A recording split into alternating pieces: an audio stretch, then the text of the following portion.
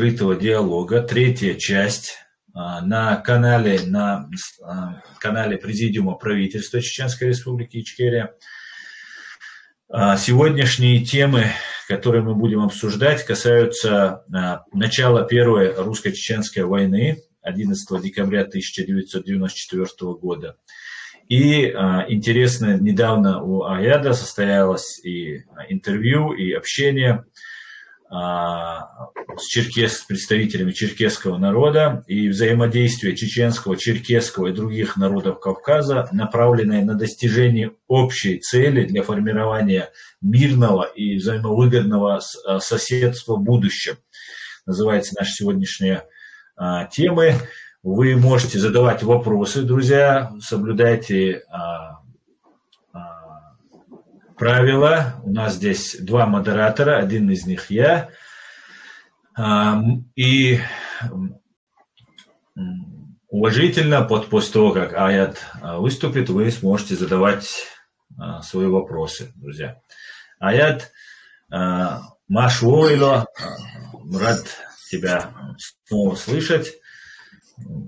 И я, знаешь, хотел бы начать сразу с вопроса, пока люди собираются, все равно она у нас под запись, люди сейчас соберутся и потом и в записи увидят. Ты участник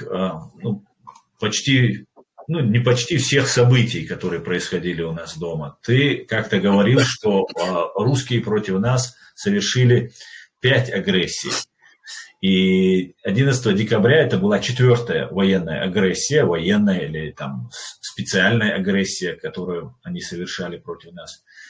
И можешь рассказать подробно про напомнить, чтобы это осталось в видеоформате у нас, и напомнить, как ты застал это 11 декабря, и что предшествовало, и что потом происходило. Тебе слово. Ассаламу алейкум, добрый вечер, все, кто слушает нас. Значит, 11 декабря это была 4-я агрессия. А если это все время говорят, что было всего лишь 1-я и 2-я война. Так, этим русским удобно это говорить. На самом деле было 5 агрессий, которые Россия развязала против нашей республики. Это было в октябре, то есть ноябре 1991 года, когда была инаугурация президента первого, которого избрали Джохара Дудаева. Российские войска, десант на наших аэропортах, там выбросили десантников, которая была поставлена задача арестовать президента, захватить и все такое, которое они когда-то делали в Афганистане. Если помните, раньше, когда до начала еще афганской кампании, там русские там провели операцию, и там захватили их президента, там прямо в дворце его. Но они думали, что у нас такая же операция пройдет. И когда они высадили свой десант, то, зная об этом, вообще информация везде прошла, и тогда был уже очень большой митинг почти по всему, скажем, Грозному, были большие митинги, приветствия, там поздравления, инаугурации, они в этот момент хотели такой блиц, как говорится, криком это все захватить. Но получилось совершенно не так, как они думали, а наши люди и те, которые тогда не было ни сформировано никаких ни частей, там, ни движений, ни отрядов, как там, ни батальонов, просто народ и те, кто могли, кто с винтовкой, кто с ружьем, кто, значит, с машиной на эти аэропорты, особенно 1-2 аэропорта, сейчас точно называть не буду, и высадившие их самолеты, пока они там высаживались или вылазили, они были окружены, а остальным самолетам, значит, наши люди затаскивали разные бетонные блоки, машины поперек взлетно-посадочной полосы ставили. И все, которые были, все были задержаны, скажем так, арестованы эти. Их посадили в наши, так сказать, места содержания задержанных. И их было настолько много, что они были размещены в зданиях, административных зданиях МВД и, насколько я знаю, в КГБ этих зданий. То есть они сидели там. И так это у них оборвалось.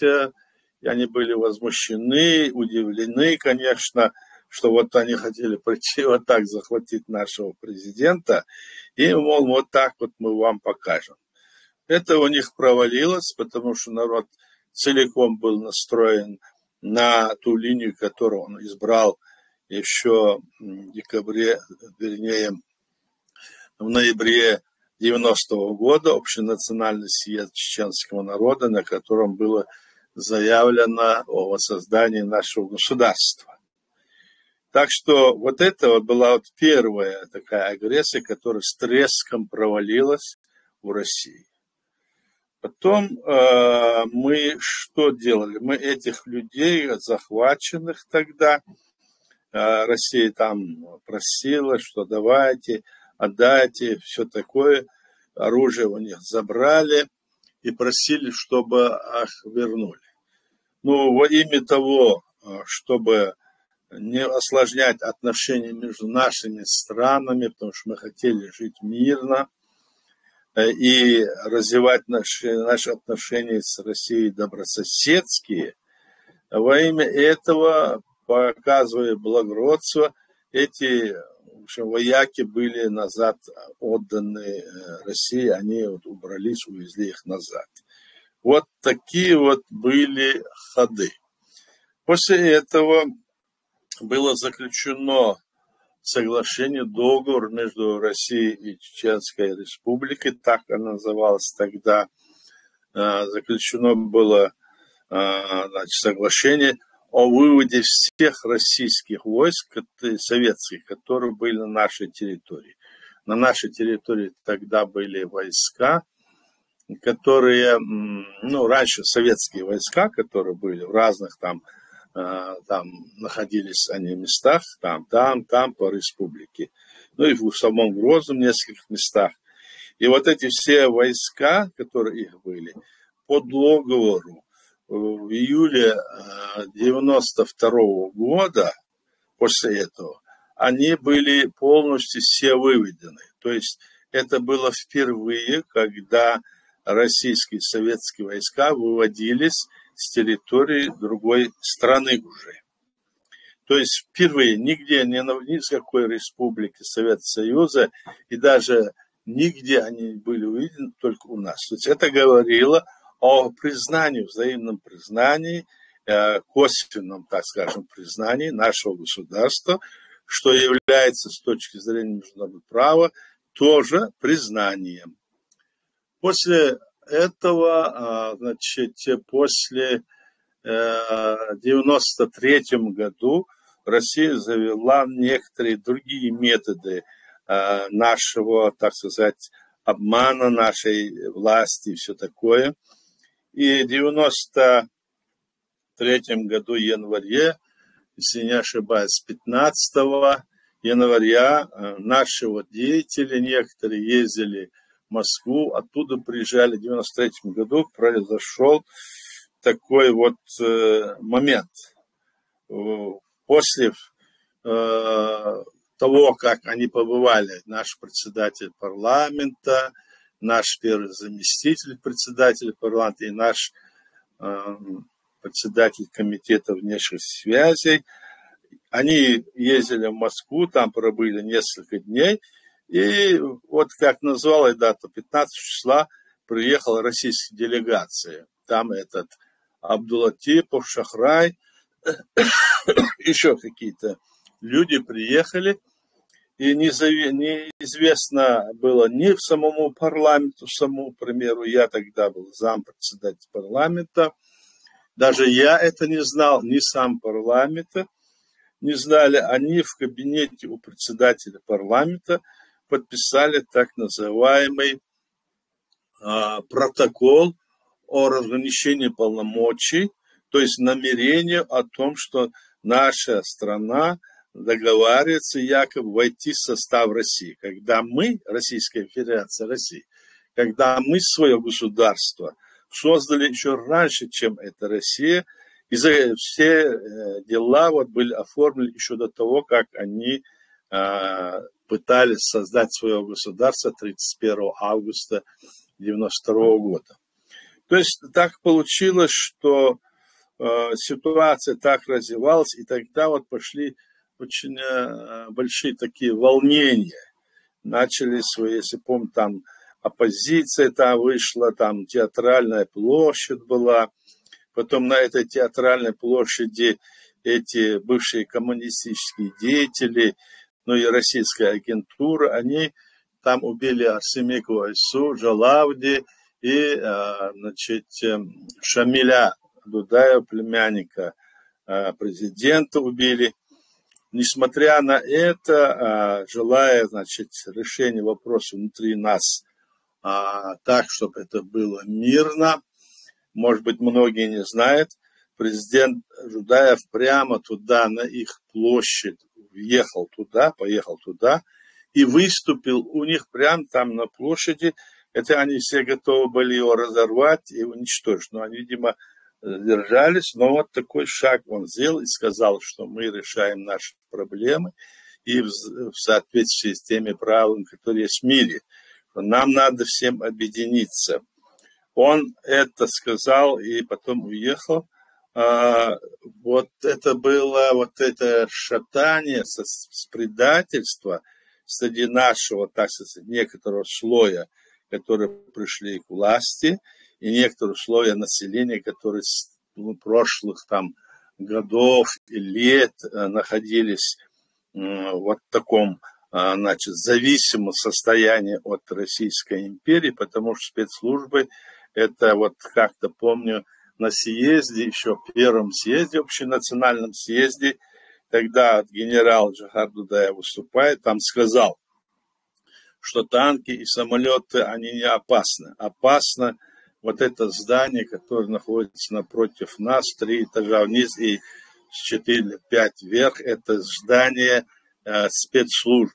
Мы должны беречься от этого, быть осторожны. Он тогда еще это говорил. Как он говорил, так и оказалось. Вот они тогда вот после провала того, что я говорил, первые, они начали такие ходы, и нашлись люди.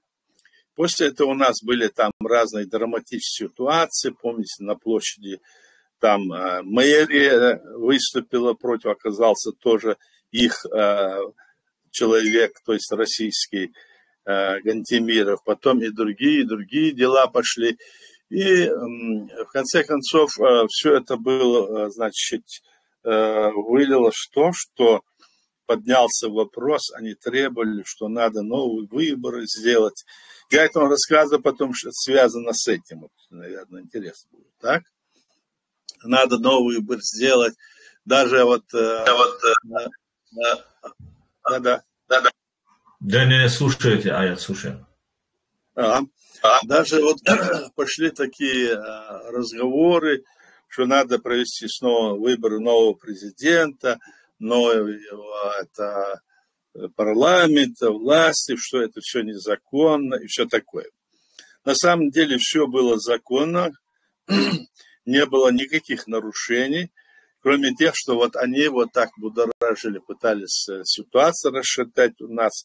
Но как только они вставали и говорили, тут же весь народ, чуть ли не весь народ со всех окраин республики приходили, подымались и протестовали, конечно, против этой власти, бывшей власти, которая хотела вновь вернуться. Но это у них получилось, и уже после того, как и это у них провалилось, что получилось? В 1994 году, 26 ноября, они организовали так называемый поход, так называемая оппозиция, которая была, вернее, я ошибся, это не 90, еще до этого, в 92 году они организовали вот это осетино-ингушский конфликт, там, они, ингушей там всех, кого могли в пригородном районе, убивали и гнали оттуда их вот, осетинские вот эти власти, и, ну, собственно, это делала Россия, и они все, как бы, значит, оказались в такой ситуации, с ними они быстро, как бы, расправились, они все хотели тогда, чтобы мы, чеченская сторона, выступила в защиту их, и чтобы мы начали там войну, там же на их территории, и обвинить нас в этом.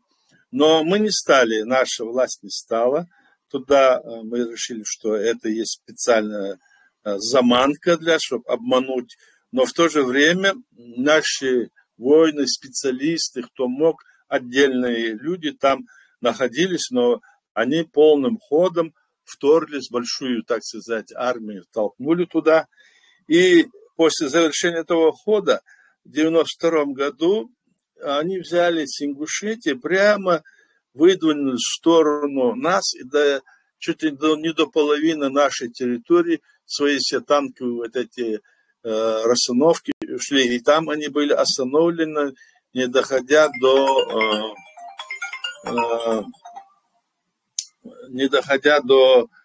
скажем, вот этого Ачкомартанского поворота, вот там узловой, там они были остановлены.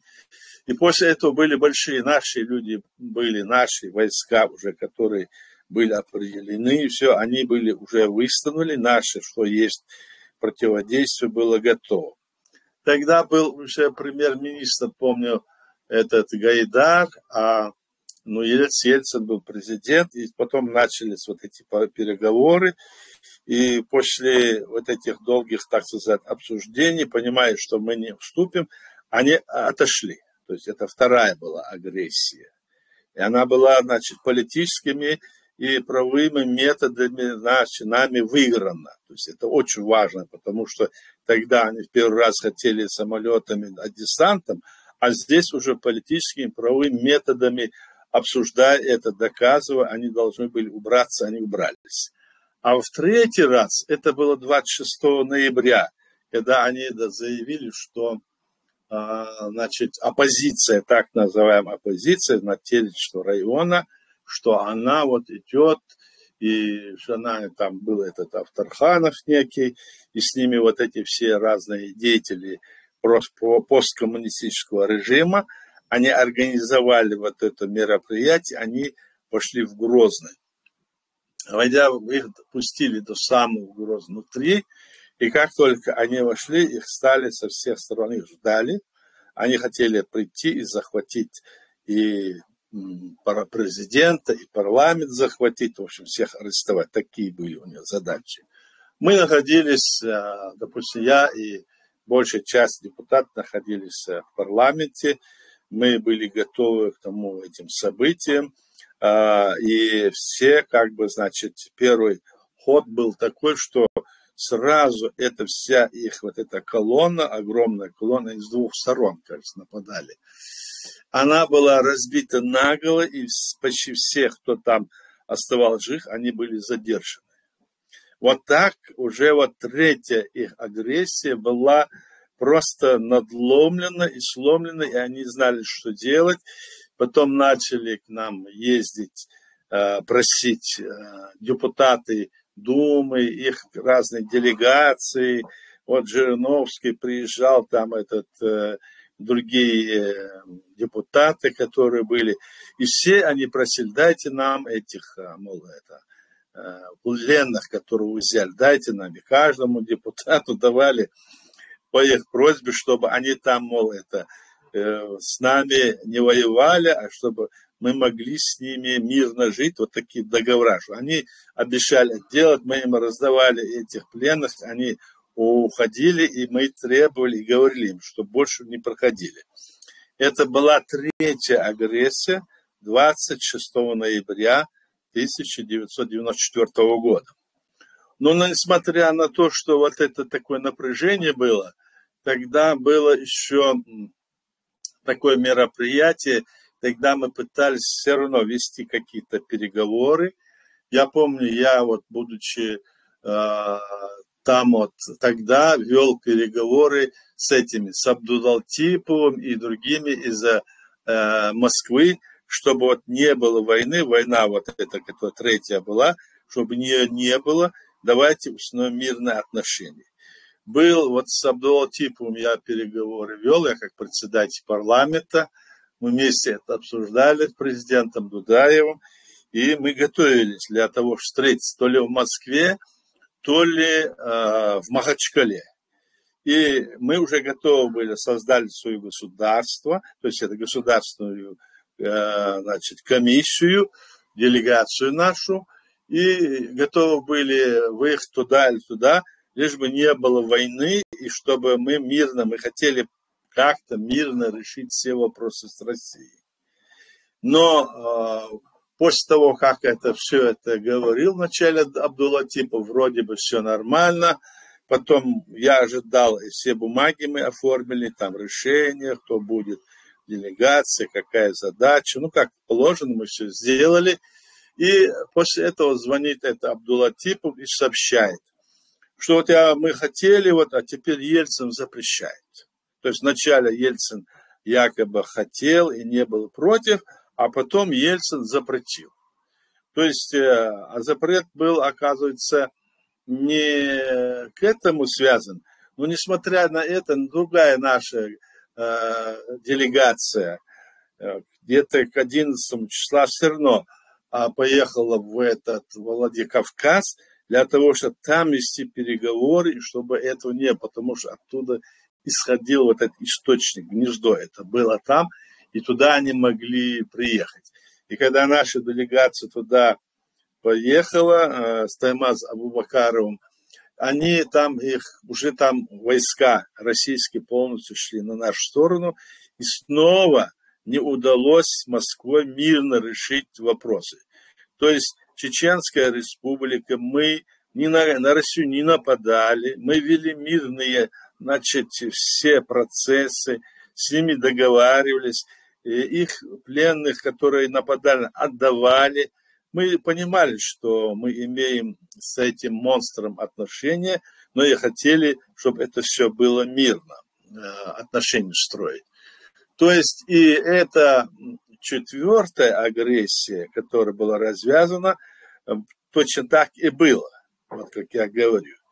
После этого 11 уже декабря, вот смотрите, это буквально через 2 недели с лишним, да, вновь Россия там колоссальными с 4, с 5 сторон, она начинает, 4, скорее всего, начинает снова военную атаку на нас. И к 1 января, в это время, у нас там находились эти делегации российского парламента во главе с Ковалевым Сергеем Адамовичем. Мы тогда находились в президентском дворце, и с ними вели эти разговоры, а они бомбили, и эти даже вот эти все их депутаты российские, все сами слышали, как Ельцин, все говорят, это мы не бомбим, кто их там бомбит, не знаем, это не наш самолет, он отказывался на весь мир, что они там на нас нападают и бомбят. Тогда мы приняли решение, эти уже находились с нами как бы в заложниках, вот эти все депутаты. Их было там, по-моему, человек 12, если не ошибаюсь, может, меньше чуть, но больше 10. Это были очень известные их депутаты. И мы тогда, значит, решили их отправить туда, чтобы этот Ковалев, он там встретился с Ельциным, и вопрос решил, что да, это бомбят, мол, он не знает. Такие разговоры. Понятно было, что он знает, но так, чтобы его это. И мы отправили эту российскую делегацию депутатов Думы через Махачкалу. Мы отправили их туда, оттуда они поехали. Но, несмотря на это, они что приехали, там он с ним встречался, с Ельциным, говорил, что не надо войну, надо мирно все это решать, все давай, мол, остановим, все такое. Ничего не получилось, ничего. Они закрыли свой, как говорится, вот этот информационный в этом вопросе, значит, пост, и как будто бы это мы нападаем на них. Это была 4-я агрессия, развязана полномасштабная. Они называют нашу, эту войну свою, называют чеченской войной. На самом деле это была российско-чеченская война, полномасштабная уже. И эта война продолжалась до конца 96-го года, то есть 2 года с лишним. И за эти 2 года, чтобы вы знали, на территории нашей республики, по данным, которые они публиковали в своих этих газетах, это есть документ, подтверждающий, на территории Чеченской республики тогда находилось 460 тысяч минимум российских войск. Представьте, нас было всего 1 миллион населения, а они вот так вот окружили, где только их не было, и мы находились в состоянии быть или не быть. То есть или они нас покорят, или мы должны их убрать. И тогда было, конечно, организовано наше все сопротивление. От мала до велика наши люди, даже дети малые, дамы, женщины, мужчины, все готовы встали против единым фронтом. И в конечном итоге эта российская армия была поставлена на колени практически. В марте 96-го года во главе с самим Жохаром Дудаевым была, значит, проведена военная операция. Со всех сторон наши все войска, так скажем, отряда вошли в Грозно и 3 дня держали в окружении все вот это войско России. Она не могла выйти со своих этих мест, где они сидели. И потом, когда у них сколько могли, забрали провизии, оружие, Жохар Дудаев дал команду выходить. И люди вышли, и он говорил, вот так надо брать города.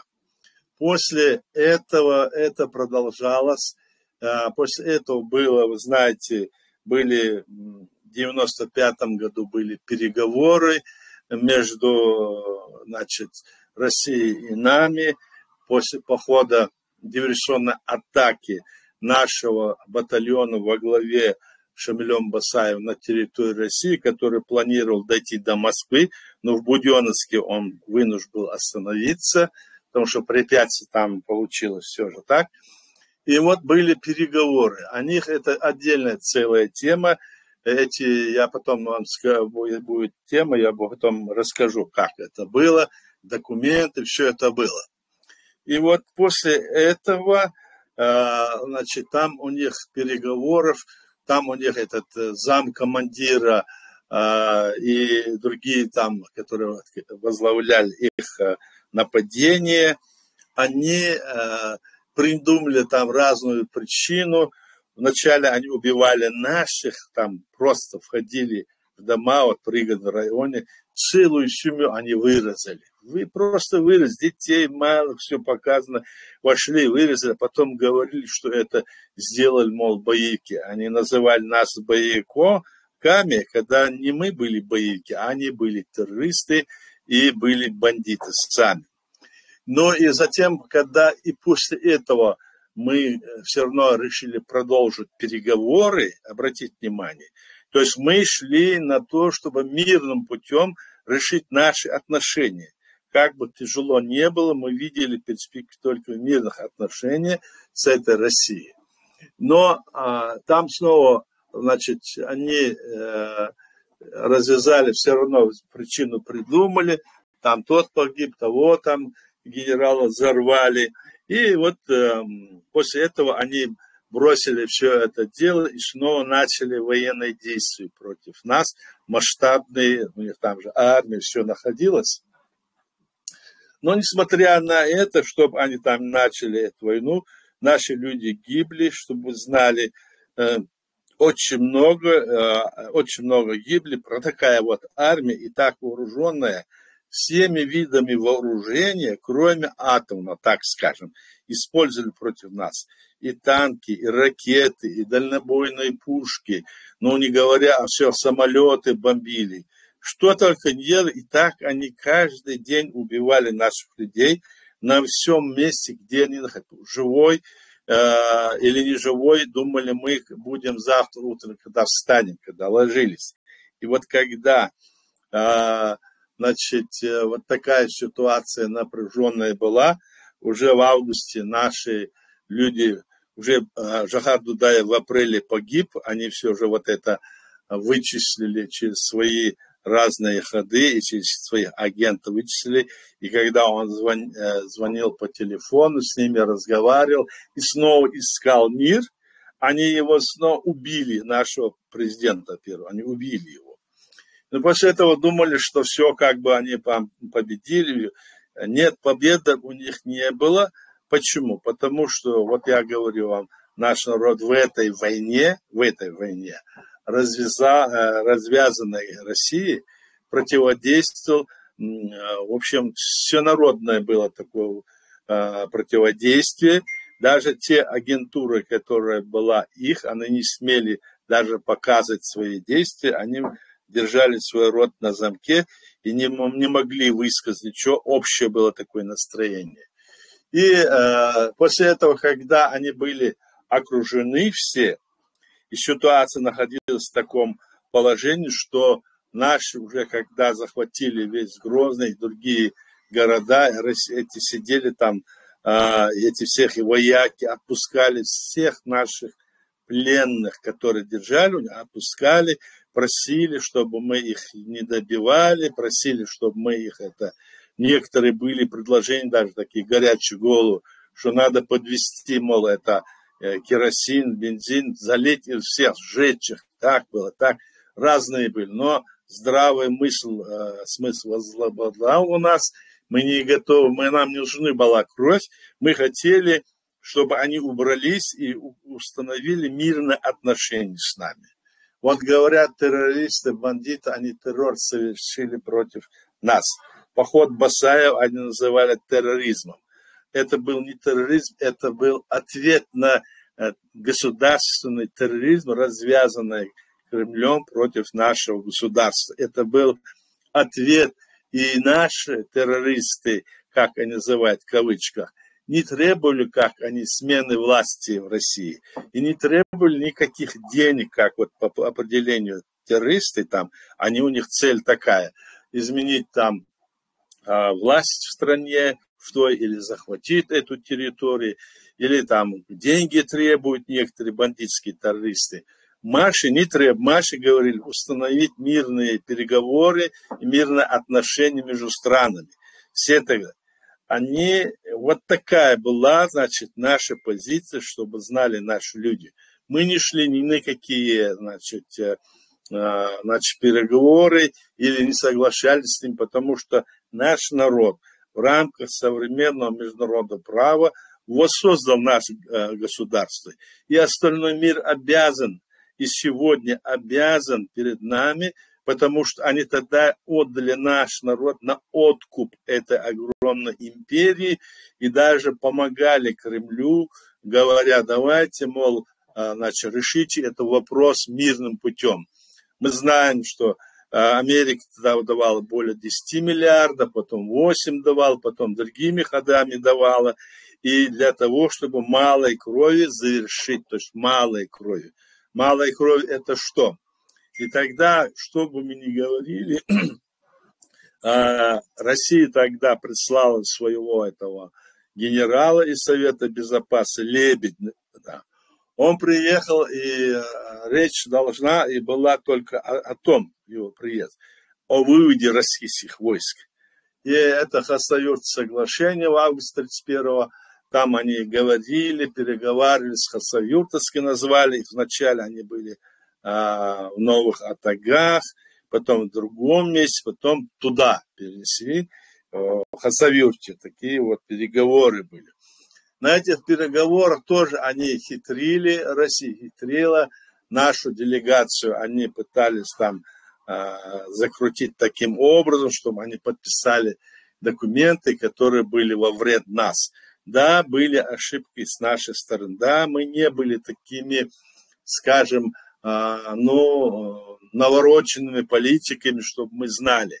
А наши люди не знали никогда, и есть такие ошибочные подписи. Но это не означает ничего, я скажу вам, что у нас в нашей Конституции записано, что все эти решения, которые подписываются нашей властью, начиная от президента и другими властями, если они противоречат основе конституционного строя или нашей государственности, ликвидации или другое, что они не считаются законными с момента их подписания.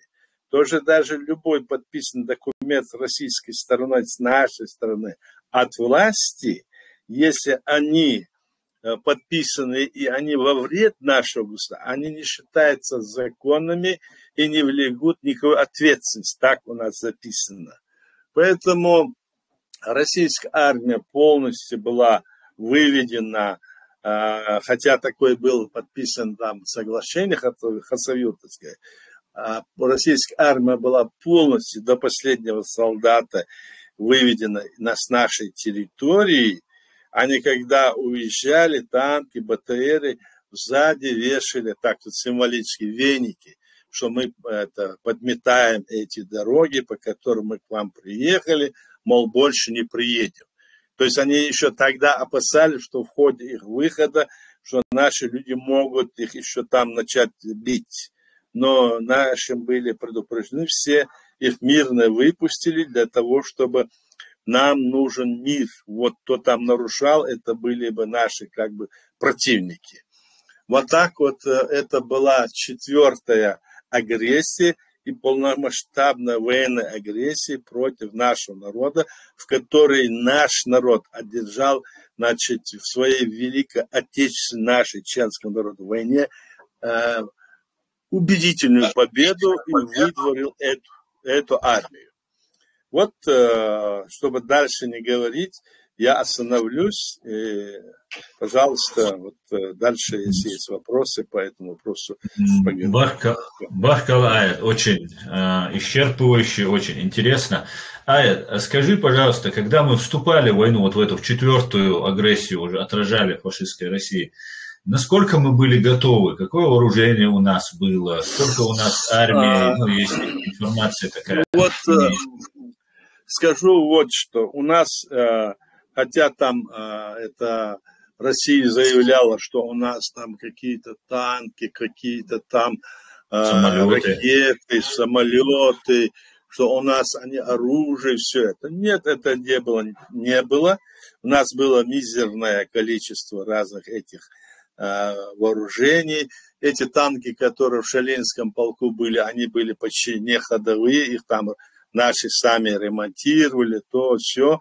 И были несколько этих шилки, которые называются, кажется, 4 их было или 5, не помню сейчас, так.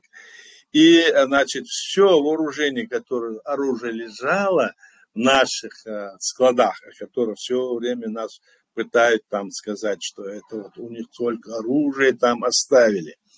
Этот министр Куликов такой был, он сам рассказывал, что перед тем, как вот, мол, вывести все войска в 92 году, мы там, когда делали, говорят, так, мы взяли у этих всех там автоматов, винтов, бойки все забрали, и их было, если не ошибаюсь, 8 мешков.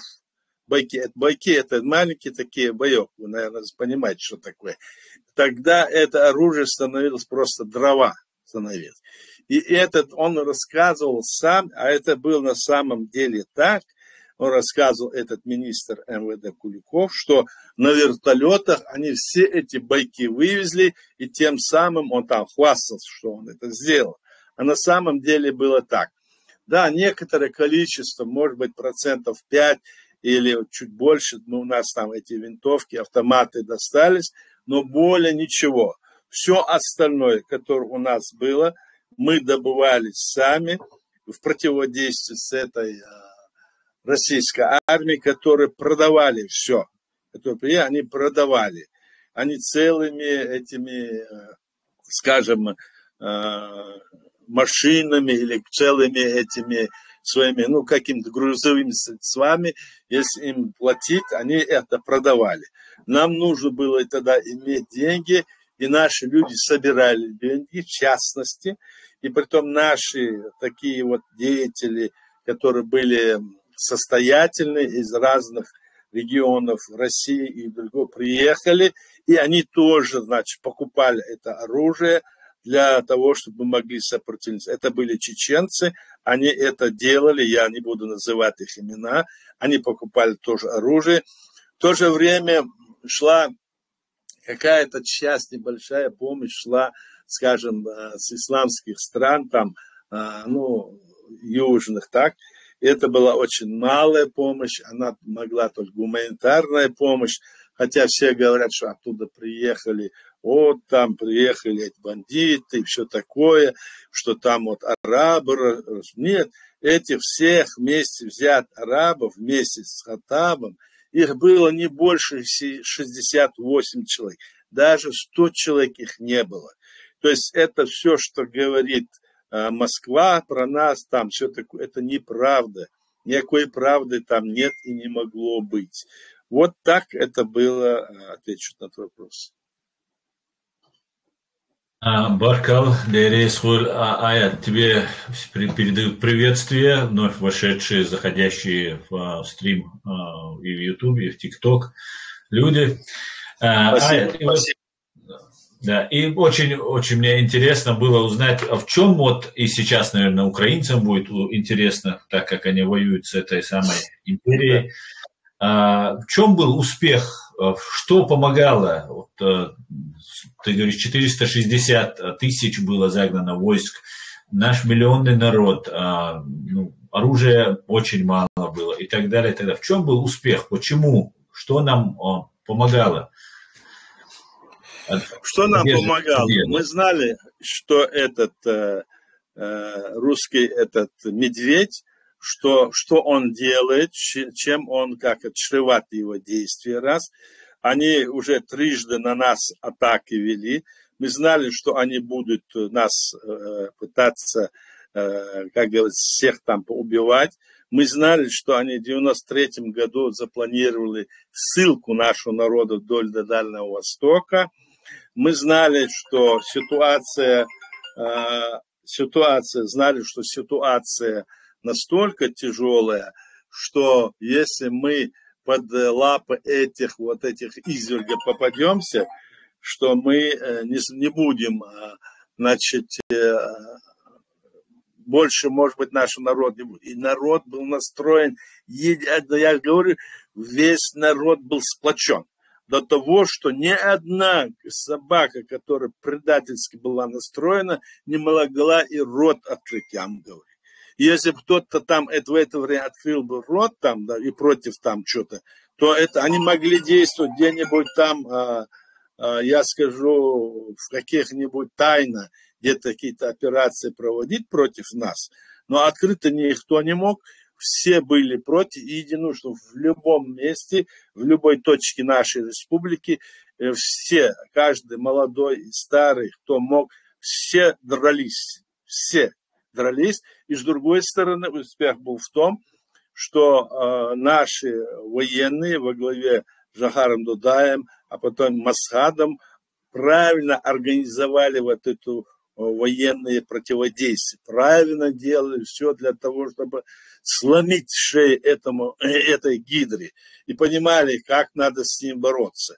Вот это совмещение вот этого настроя самого народа, всего, так?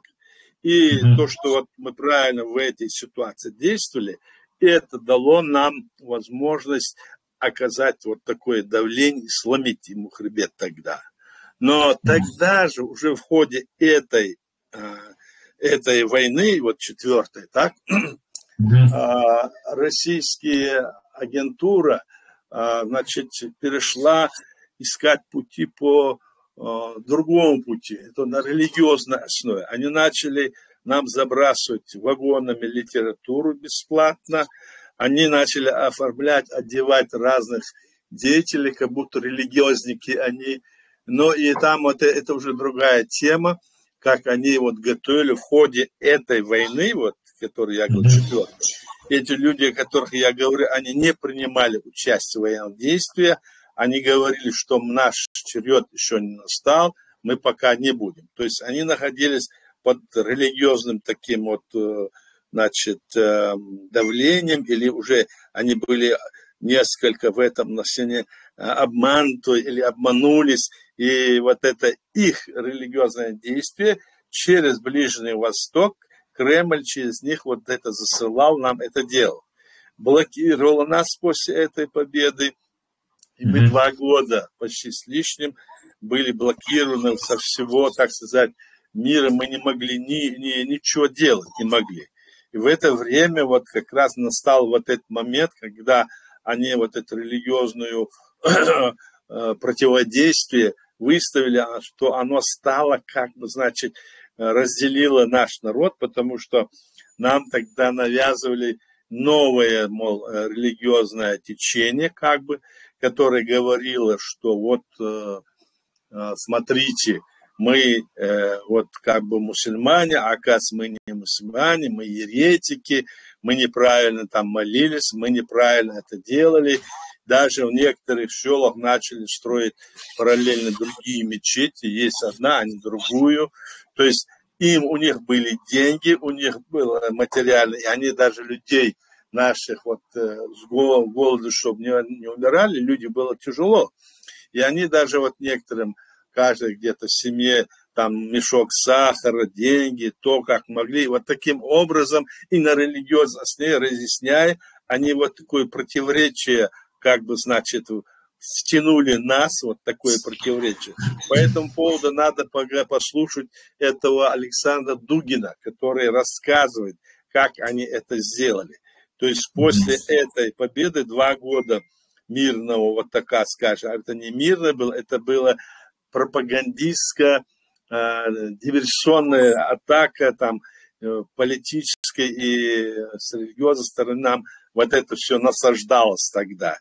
Это была вот такая ситуация после вот такой победы. Мы оказались заключены, заблокированы, но потом стало ясно, и нам было ясно, что эта война, которая начиналась тогда против нас, это была война, значит, война, которая началась для того, чтобы продолжить ее на всей территории постсоветского пространства. Россия планировала захватить потом все территории. Это было направлено целеположно, начиная с нас, напугав, допустим, остальные народы бывшего Советского Союза, вот какие они жестокие, и чтобы потом можно было всех других брать, так сказать, безбожно.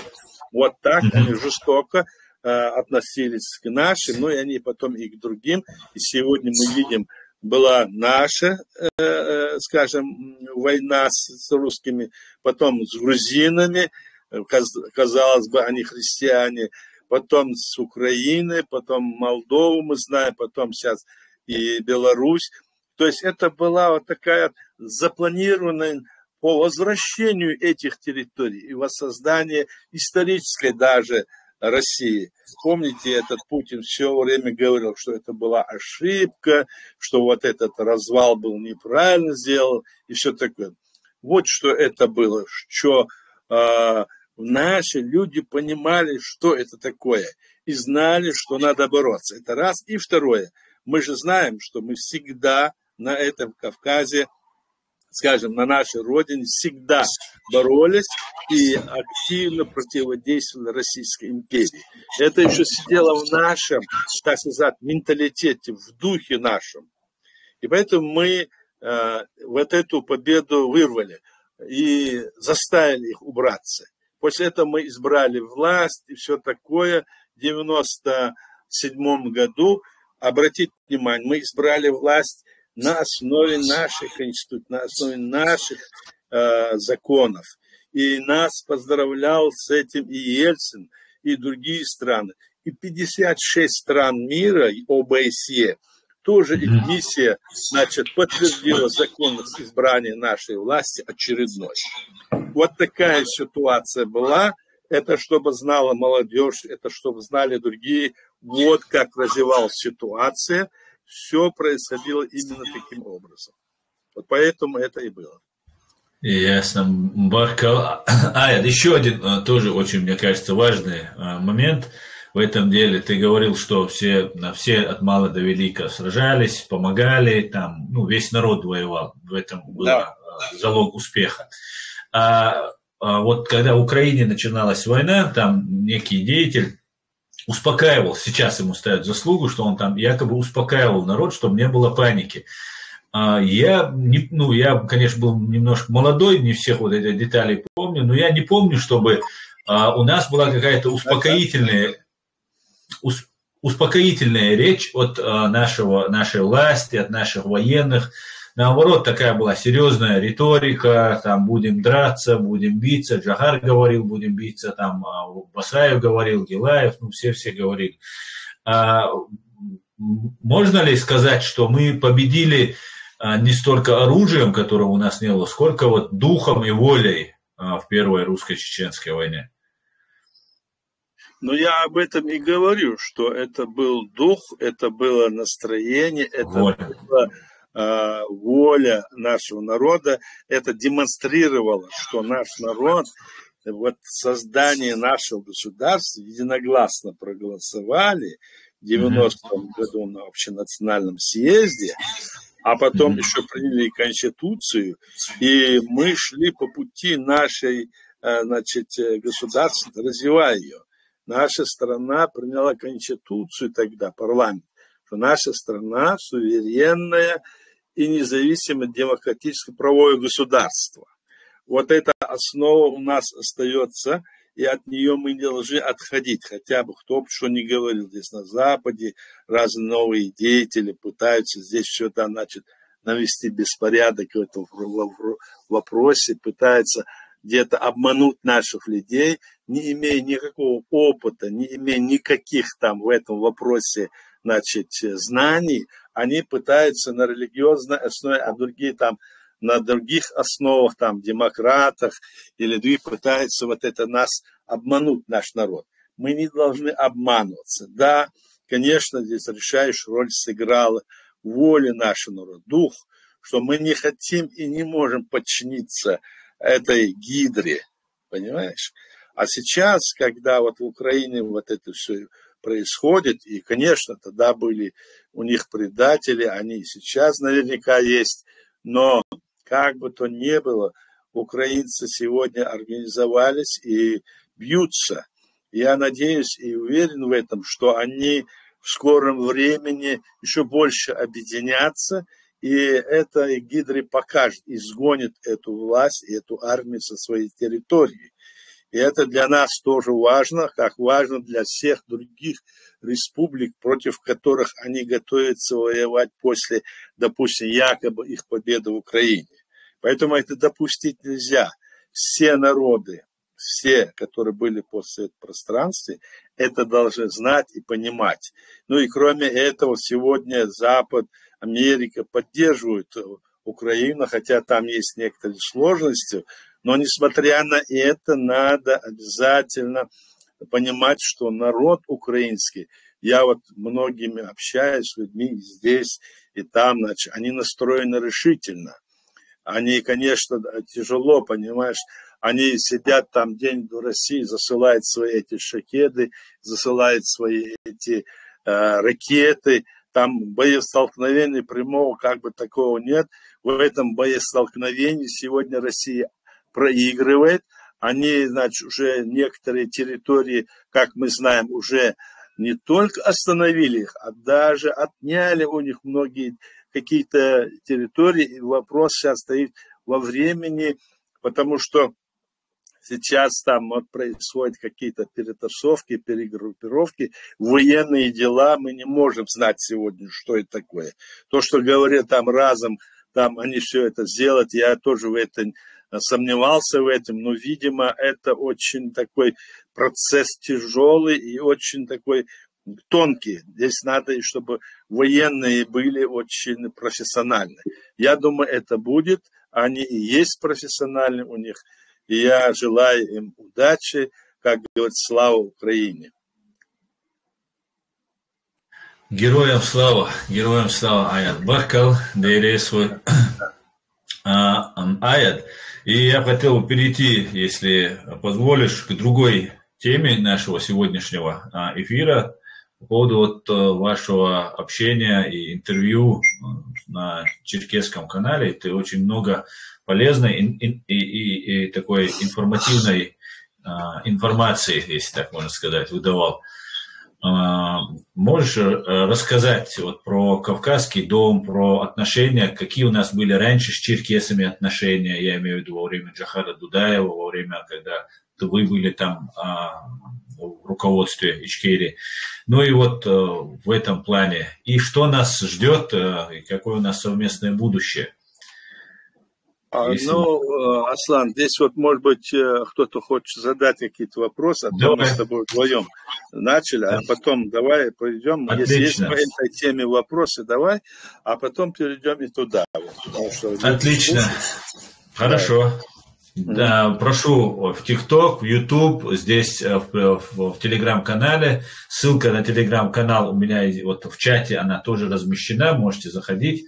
И если у вас есть вопросы по первой теме, потому что сейчас Аят рассказывал нам, прошу, слушаю вас, я могу зачитать, если вы запишете, или же, если вы в Телеграм, сами напрямую можете задать вопрос Аяду.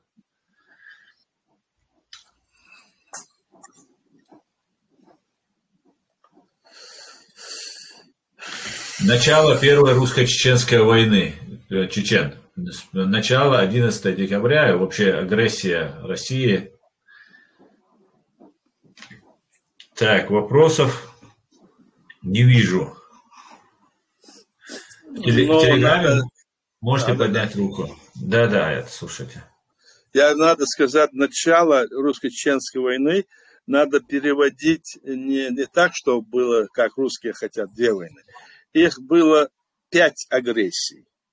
В 91 году, 8 ноября, они вторглись. Это же война на нашу территорию. Потом в 92 году они вторглись. Это тоже на нашу территорию не вторглись. Тоже это война, которая была. Тоже. Потом в 94 году, 26 ноября, они вторглись. Это тоже война. Это 3-я. И вот в 94-м, 11 декабря. Вот это уже была тоже война, но полномасштабная война. Они более полностью собрали. А потом была 5-я война уже, которую они начали 17 июля. Вот я вот так хотел бы, чтобы это запомнилось, поэтому. Потому что так говоришь.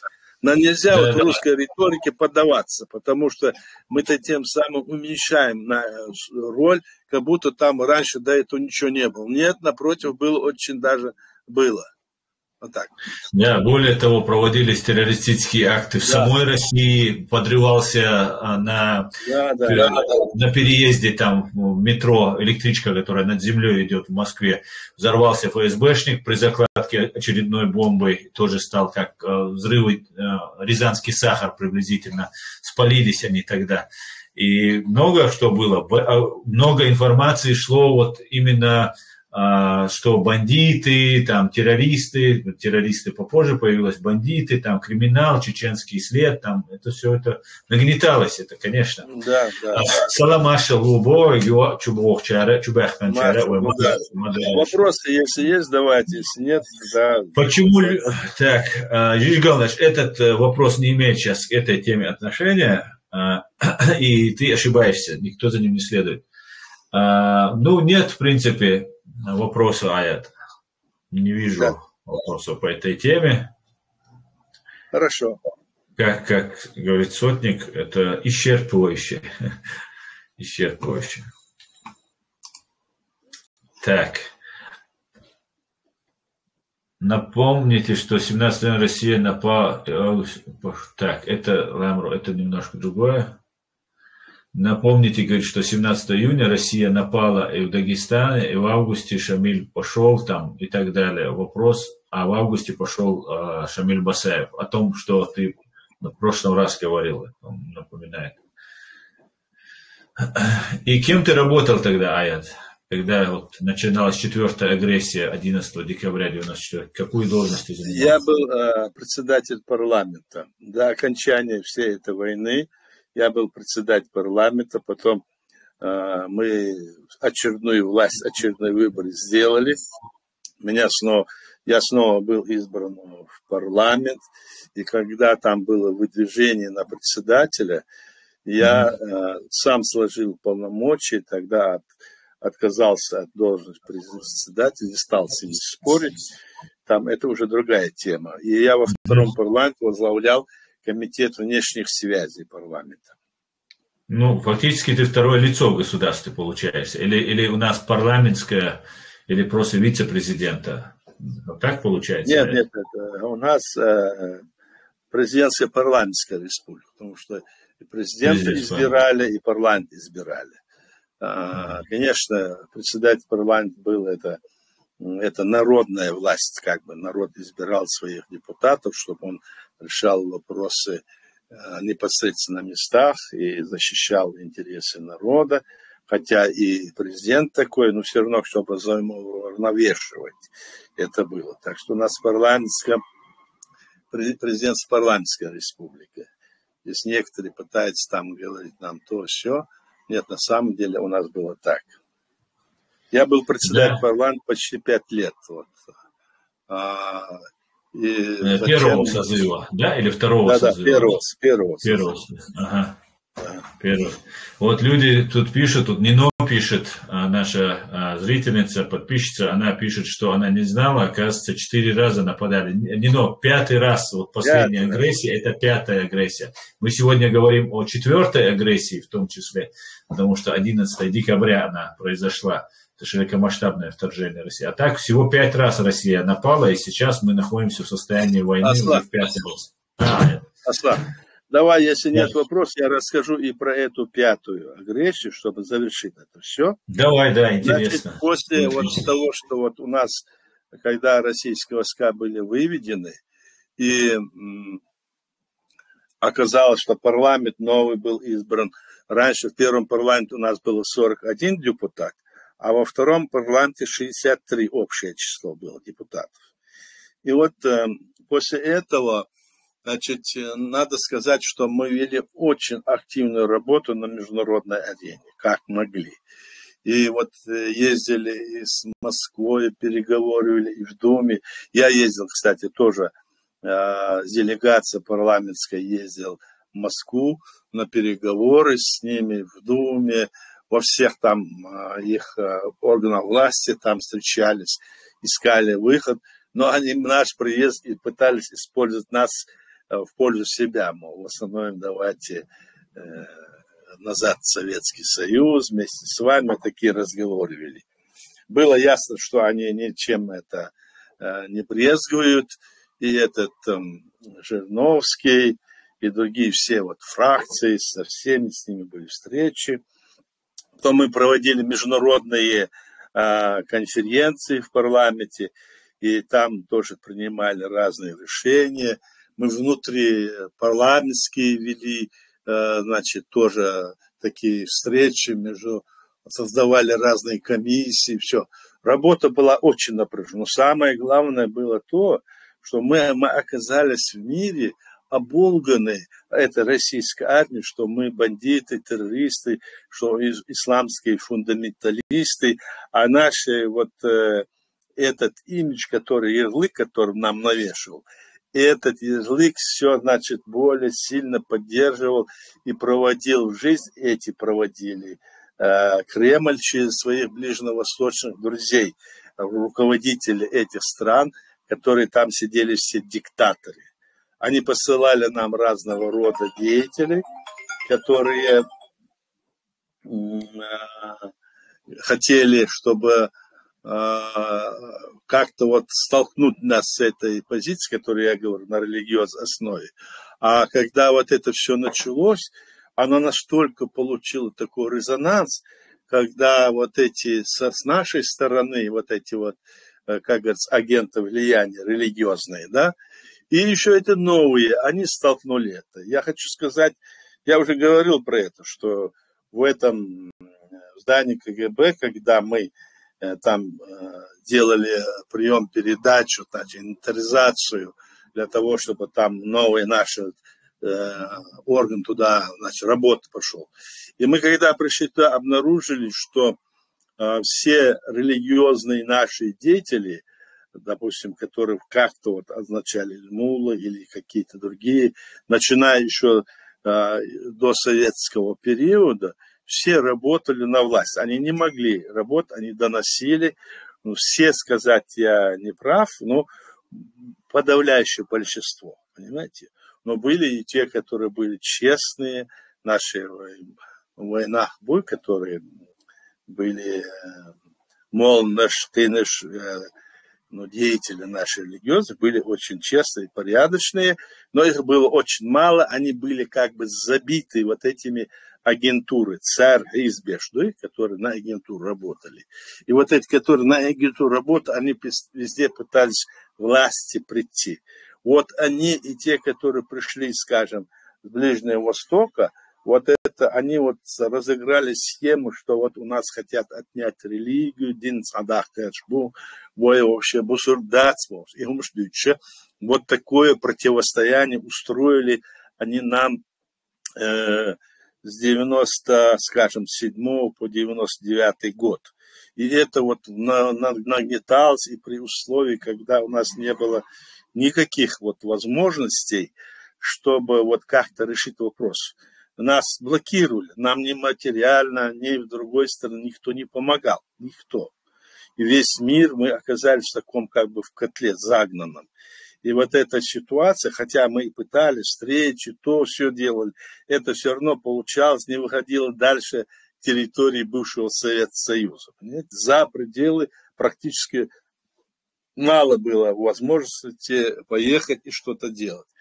Я помню, я тогда ездил, несмотря на это, ездил в разные страны, и там и в Америку, и Исландию, и Сан-Марино, в Италию, Францию, везде с вопросом о признании, о разоблачении вот этой агентуры, которая российская здесь ведет. Но приехав сюда, я тогда тоже видел, насколько это было. Общий народ как бы настроен был, а власть и все, пропаганда была все равно против нас, хотя некоторые такие проблески в нашу сторону были. Но это было недостаточно. Недостаточно. Наше государство признало тогда Грузию, после этого никто и не признавал, и ситуация была очень тяжелая. Понимаешь, вот что было тогда. И когда уже вот эта вся, вот это была ситуация настолько накалена именно в религиозном противоречии, да? Именно в религиозном противоречии, хотя, я помню, мы пытались искать какие-то выходы с Москвой, все, но это же Москва, говори, они все равно делали, сидели и натравливали всех тех, и вот это противоречие, и даже они пытались столкнуть внутри нас, вот пропаганду вели, чтобы внутрь столкнуть. Но это не делалось, там небольшие были там потасовки, скажем, в Гудурмесе, еще где-то, ну, такие очаговые такие. Они были, значит, потушены, заглохли, и все же им не удалось это сделать. И тогда они вторглись в нашу территорию, чтобы вот те, кто вот спрашивает, я хочу им сказать, 17 июля 1999 года. Смотрите. Почему я эту дату хорошо помню? Потому что мы находились на заседании парламента, и люди, депутаты, которые у нас были из северных вот этих республик, Натечна, Урска, оттуда, эти депутаты, они, оказывается, опоздали, и где-то к обеду, еще обеда не было, они пришли и сходу там, такие взволнованные. Один из них: я сейчас, подождите, все, остановите, у меня срочное сообщение. Это он. И он говорит: вчера ночью российская армия полностью перешла все границы, захватили наши кошары на своем пути, кто есть, всех убивает, захватывает это, и идут сюда со своим всем войском, вторглись. Это было в ночь на 12. То есть он говорил, что они начали-то где-то 16, но мы считаем, что они пришли, открылись уже только 17 июля это было. Он там объявил. Вот вчера с ночи, он сказал, когда с ночи? С глубокой ночи. Может быть, это было 4-5 утра, я не знаю, когда. Так? 17 июля они вторглись и начали пускать нам самолеты, там эти лампы керосиновые с маленькими парашютами, эти разные игрушки детям, бомбить с этого Тельского хребта, бомбить по всему Грозному, как война началась тогда, 17 июля. Зная это, 6 августа, 57-17 июля и 6 августа, сколько там дней?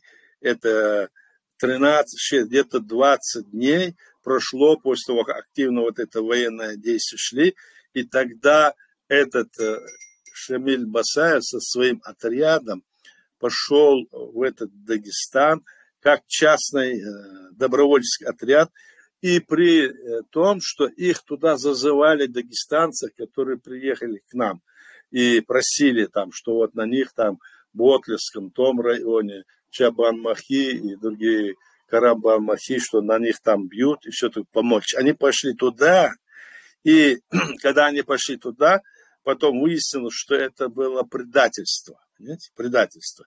И они не побыли там дня 3, побыли и вернулись назад. Потому что оказалось, что их, которые туда затягивали, сами вот эти дагестанской стороны, некоторые из них, главные деятели, оказались предателями. Вот так. Они там подготовились, вот эту провокацию сделали. И это стало на весь мир кричать, вот, Чеченская республика напала на Россию, на Дагестан. То есть вот эти провокации были. Вот я с первых рук вам говорю, что как было. Поэтому это надо знать всем, и молодежи, и остальным, что так это было. То есть они не стесняются ничего. И после этого, когда они уже вторую, вот эту 5-ю агрессию, они начали вести так. Они уже там на боевое столкновение, как раньше, как бы не шли. Они ракетами бросали, и, вы знаете, и центральный рейк, и роддом, и школы. Эти ракеты, которые есть, они бросали. Это то с Каспийского моря, то с Волгоградской степи откуда-то, да. И везде вот это забрасывали, убивали людей. Самолеты летали, и даже вот... Я знаю, там просто на остановку, чтобы куда-то поехать, стоят простые мирные люди, они их там или в поле где-то, они их ловили, там убивали, самолеты гоняли за людьми, кидали, в общем, жесточайшая вот эта ситуация была. И эта война, она оказалась настолько жестокой, уже последняя, так, что у нас кончился человеческий ресурс, то есть не хватало людей, не хватало материального, обеспечения. И мы решили тогда в то время, когда это начиналось, и мы в Госкомитет обороны собрались, и там все командующие всех наших направлений были, президент все. И когда они мне сказали, что там поднялся вопрос, что если мы даже победим сейчас эту Россию и выгоним их, все равно они нас не оставят в покое. Нам необходимо решение вопроса на международной арене. Туда надо послать людей нахуй. И там они, потому что всю войну я был с ними, в первую войну и до этого, все, этих всех людей знал, они там стали, сказали, вот ты должен поехать туда. Я им сказал, туда уже уехали некоторые люди, там с парламента уехал там министр иностранных дел. Они нет, говорят, ты должен поехать. Я не хотел очень, ехать, потому что я уже в многих местах бывал, и здесь вот были люди, которые поехали, но они говорят, нет, ты должен поехать, и я уже не мог сказать, я не поеду, там упираться. Если это нужно, я поеду. Я сказал, согласился, было решение парламента, было решение президента и Госкомитета обороны, чтобы я уехал на Запад и организовал как можно вот это наше признание, чтобы эту работу вел. И когда я приехал сюда, и те люди, которые я говорю вам, уехали, наши люди, не буду их имена называть, но 95-9% те, которые от наших государственных якобы поехали туда, работали на Кремль. Все принимаем ими решения, все принимаем ими документы. Все были в пользу Кремля и во вред нам, утверждая, что мы незаконно, понимаете, незаконно ведем эту войну, что мы являемся частью России, как Кремль говорил. И другие документы принимали. И до сих пор эти все документы существуют, и до сих пор эту работу эти люди, часть из них ведут. Еще к ним присоединились другие общественные разные движения, которые называют себя тем или иным там деятелями и знатоками, хотя знания у них совершенно другие. Эти знания их направлены на то, чтобы сказать, что мы незаконно создали государство. Но они то так говорят, то это говорят. Но с моей точки зрения, если кто-то из них действительно понял, что они неправильно себя вели, они должны вначале признать свои ошибки. Да, мы ошибались, сказать. Но никто из них, которых я называю, не признает свои ошибки. А это значит, если они не признают, они продолжают снова ту же политику. Если я совершил какую-то ошибку в ходе, я, допустим, готов признать свою ошибку, чтобы дальше работать на пользу нашего государства. Эти люди, о которых я говорю, они эти ошибки совершили и совершают до сих пор. Это не ошибки, их можно назвать и предательством. Оно и есть таковым. Поэтому мы им предлагали вернуться в конституционное поле. Они не, как говорится, и нос не поворачивают, и постоянно они не контактируют с нами, учтите. С законными людьми, люди, которые стоят на этой плоскости, они не контактируют, а остальной народ они обманывают, их поддерживает Кремль, их вся работа находится, их финансируют по их действиям, по их ходам, и им помогают еще те силы, которые есть на Западе, которые действуют еще пока и действовали вместе с российской властью. Поэтому наша борьба, она очень в этом смысле простая. Мы знаем, кто против нас, но у нас пока нет тех мощностей, тех сил, которые мы могли бы вести эту работу полным ходом. А наша задача заключается в том, что мы должны на Западе сделать все для того, чтобы разоблачить эту имперскую команду и этих агентов влияния. И чтобы признано наше государство было признано остальными государствами мира. Если мы не будем признаны остальным государством мира, захват или там борьба, война там с марионетками, это бессмысленно. Если даже захватим, все равно мы окажемся без поддержки остального мира, мы окажемся в тяжелейшем положении. Мы должны эту работу вести, поэтому с Украиной, мы должны эту работу вести, скажем, Белоруссией, которая фактически захвачена, с другими объединиться. Эту работу мы должны вести. И мы должны знать, кто из нас является настоящими, теми людьми, которые преследуют волю нашего народа, признанную в 90-м году, 25 ноября, это декларация о государственном суверенитете нашего государства. Ну, что? И Конституция наша, это неразрывно. Кто против этого и кто был против этого, они должны свои ошибки признать. Если и они не признают их, то нельзя с ними разговаривать. Учтите, они хитрят, мы уже знаем, они хитрят, и за ними стоят какие-то другие силы. Они должны признать свои ошибки и перестать вот эту работу вести, утверждая, что вот только то, что они говорят, правда. Вот что я могу сказать по этому вопросу еще. Баркал, Давайте, пусть вопрос. Да, давно сидит, подняв руку. Давайте.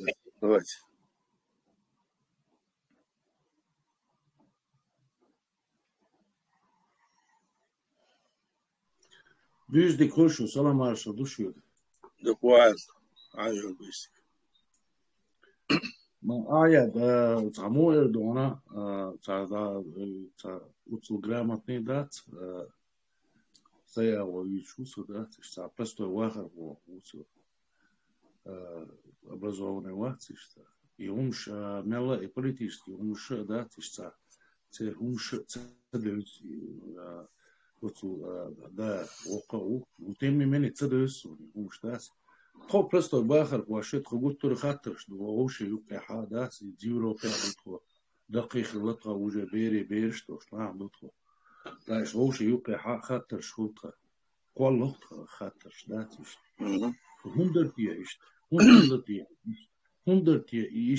هندرتيا إشت بوش دات يتأقنز يخاطر قول دلو حير دقصة خاطر داتش Инти первый созыв Йорша и что да изначально отсюда ачак девла душу гинашуми шада мама шадик магинашумис.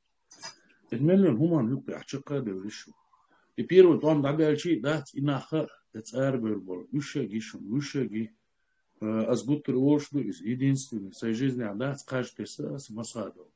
И каждый шош дина дохку велосо имел бы митинг шара больше мелил аодат شمل ويك ردوي ويك فيش دوام بيني فيش يما دوي مثلا داق ديز الرس اسنا دات تو داق ديش تو مثلا نيه بعاره بولا دات فوق دين بول دات انخ وحقي سنا عندك دو خدو يا دات او بيرو توام او يدبع كنجنا او يشق كنجنا بيرو توام دات اسدنو خلقو داخل بري باغر وشق بري وشق كنجنا تو واحد يصير توكي بيش كشلي هو دقيق تير تو إيش كشلي هو دقيق تير تو رزوش غالية وش جماعة شينية قديش دني نخليك وشيء شيء هنا من ساتوش نشلت وش واحد وشير جماعة شير شو ما در развитый دوش شو ما در умный دوش شو ما در تون تخي تيشوش داترشو تون برستو داخل خواشت دات من سمجيت اسناخن دات عجلر ويعادل دو اصلا ولا حولا دات كيديك ولا دات وقتح ويتحقم على يتو ياتشو بوش دات وقع ويسود يقيق هون تدريس هون تنستليريز دات انستغانا تسولتي حاطة يتشو دادي لي تغنى خيخيس دلوما دات بقدو إشاد البال جيتكون يو تغنى إبال تيبياتكون تهم نسلوش مدات باخر وهم توخ تغنى كيزي هون دينا خاطر درخ هون دايتين اش هون دايتين قام تحقي يحكم هون سبو اش تغن دينا دوش يلش مدوش وداس تونشول ارشوخ دقي ده دل دحلا حد سموي عبلان يون سوخ واخر هو واخر هو موضوع مشروع الله سو شيلر وون تايبان كونترو ديك دو أطلع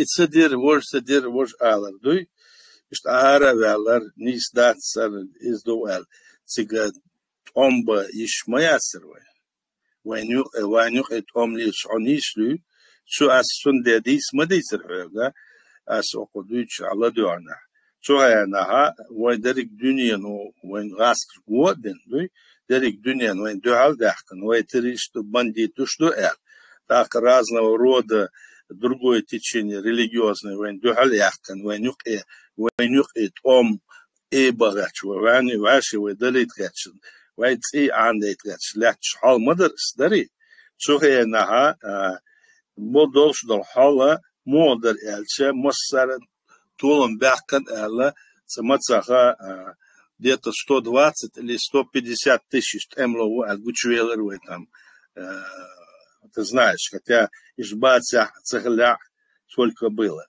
Так, вы массера эфирир, а ишун садин, вож садин эльча, да, цацдалхун долош сахала, асхигма аллара, мы должны решать главные вопросы, и вопросы от этого признание нашего государства и его нанесли. ويتصدق وموصل موت تاع مصر لأنه بيتنتش صابولشان أحشلوش وقارنا حال دينا شيء بالدش بوي إيش حال إيبيش وين دعول بوش وين بوم بتشيت خدر ديلوش يشتو أتمير عادل يقى مبر يقى كاتشنا هنا سونا خاتش أورد ساتناخ مبر عادل يقى بحكنا وين موصل هيبوش بويت صاحج قيلح مصلح أيلا فاكتيش وين بالدش يقى تولد بلغل بيرناخ بوكن سهم مجر أتساعد سير كرمي وريتشاج عارفال هر إشتدا ورشدا ألا حسن دهم داسر هودين عدلان ليشنا هودين هوكتاج я да еще чунду, сен да диеч аур, допустим, асвик элер, доч аур, долоч аур, суара велтон бе автомат эслил. Мне нужно было решать общие политические вопросы. И мы пытались их решить осудиться раз к метап, потому что их нахуй. Поэтому пытались их решать. И были в многих местах. А тяжести, которые были там, эта проблема, она выросла на той основе, которая вторглась на нашу территорию незаконно российская власть, хотя мы создали свое государство раньше, чем они. Это была целая экспансия, это нападение на нашу страну. Это было не просто нападение на нашу страну, это была экспансия. А экспансия – это целый комплекс военных действий, запланированных, начиная с Чеченской республики. Оно, видите, да, мы говорили, еще Жагар Дудай говорил, если вы признаете, что наша Чеченская республика есть внутреннее дело России, то скоро Европа станет внутренним делом России. И положение, мы делали все возможное в этом направлении, вот в политическом плане. А исполнительная власть, это было настолько тяжело, вот, да, дочь, молодой, да, как ты говоришь, были эти разные отряды, там нефтяные вышки захватывали, Кейдар, Вождар, и умлилош, да, действительно. Все это можно было этому поставить, как говорится, точку, если бы мы могли решить этот вопрос мирно с Россией, и остальной мир нас признавал. И даже вот с Эмлош, когда мы собирались, вот Госкомитет обороны, Хетсухена, вы тулом бяхча, вы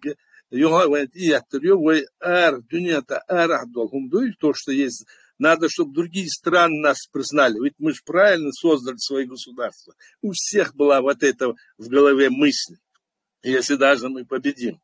И сегодня ты находишься здесь, я так думаю, так? И что, допустим, мы делаем для того, чтобы мы могли объединиться на основе нашей Конституции, на основе нашей декларации.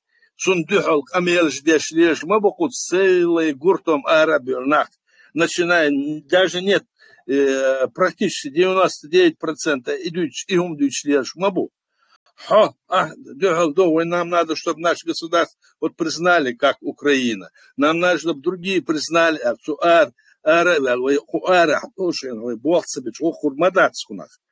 гудир, вот удир, и войдить, воин дало, что дадешь, давай, главное, объединиться, бехшдах.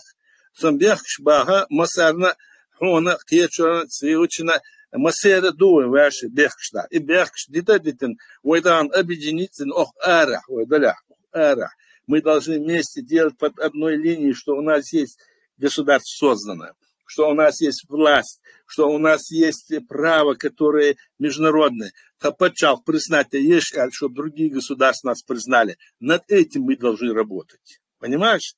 А так, конечно, ты можешь кого угодно обвинять, сидя там, или я, сидя здесь, я тебе скажу, что Эрбюл, нахбой, кто вышли сюда на зарубеж, Эрбюл.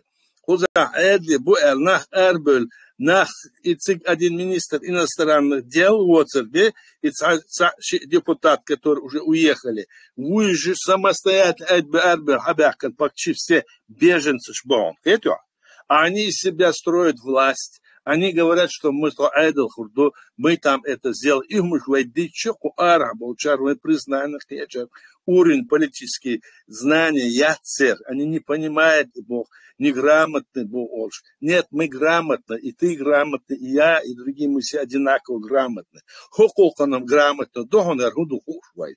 А цунде вот сумата öyle он хуdir дырахуна элла саут бохти соцу süetsine her iş doğuşlu elisaki elde meçdite diten hediya arsa düç şuma das diyor diyor alatsa ol iş düçlir bu no what бохти вот соци we hok daur dat va все понимаешь вот тебе ответ мой بقول داريس خليل ديك حنخش أبسنيت ديا هايزا حنخش وديا هايزا دي حنا بو سي حنا بو شيشي أو وش بو مليو أو دو إذا تصعب государство я свои просто на хуш дو إذا تصعب я 92 год я конституции его مليو دعوة его إذا وي حيقل دوش بالناخ умный бош, уман тяхкуш бош, при коммунистах халхина бош, цен сопротивление шеш,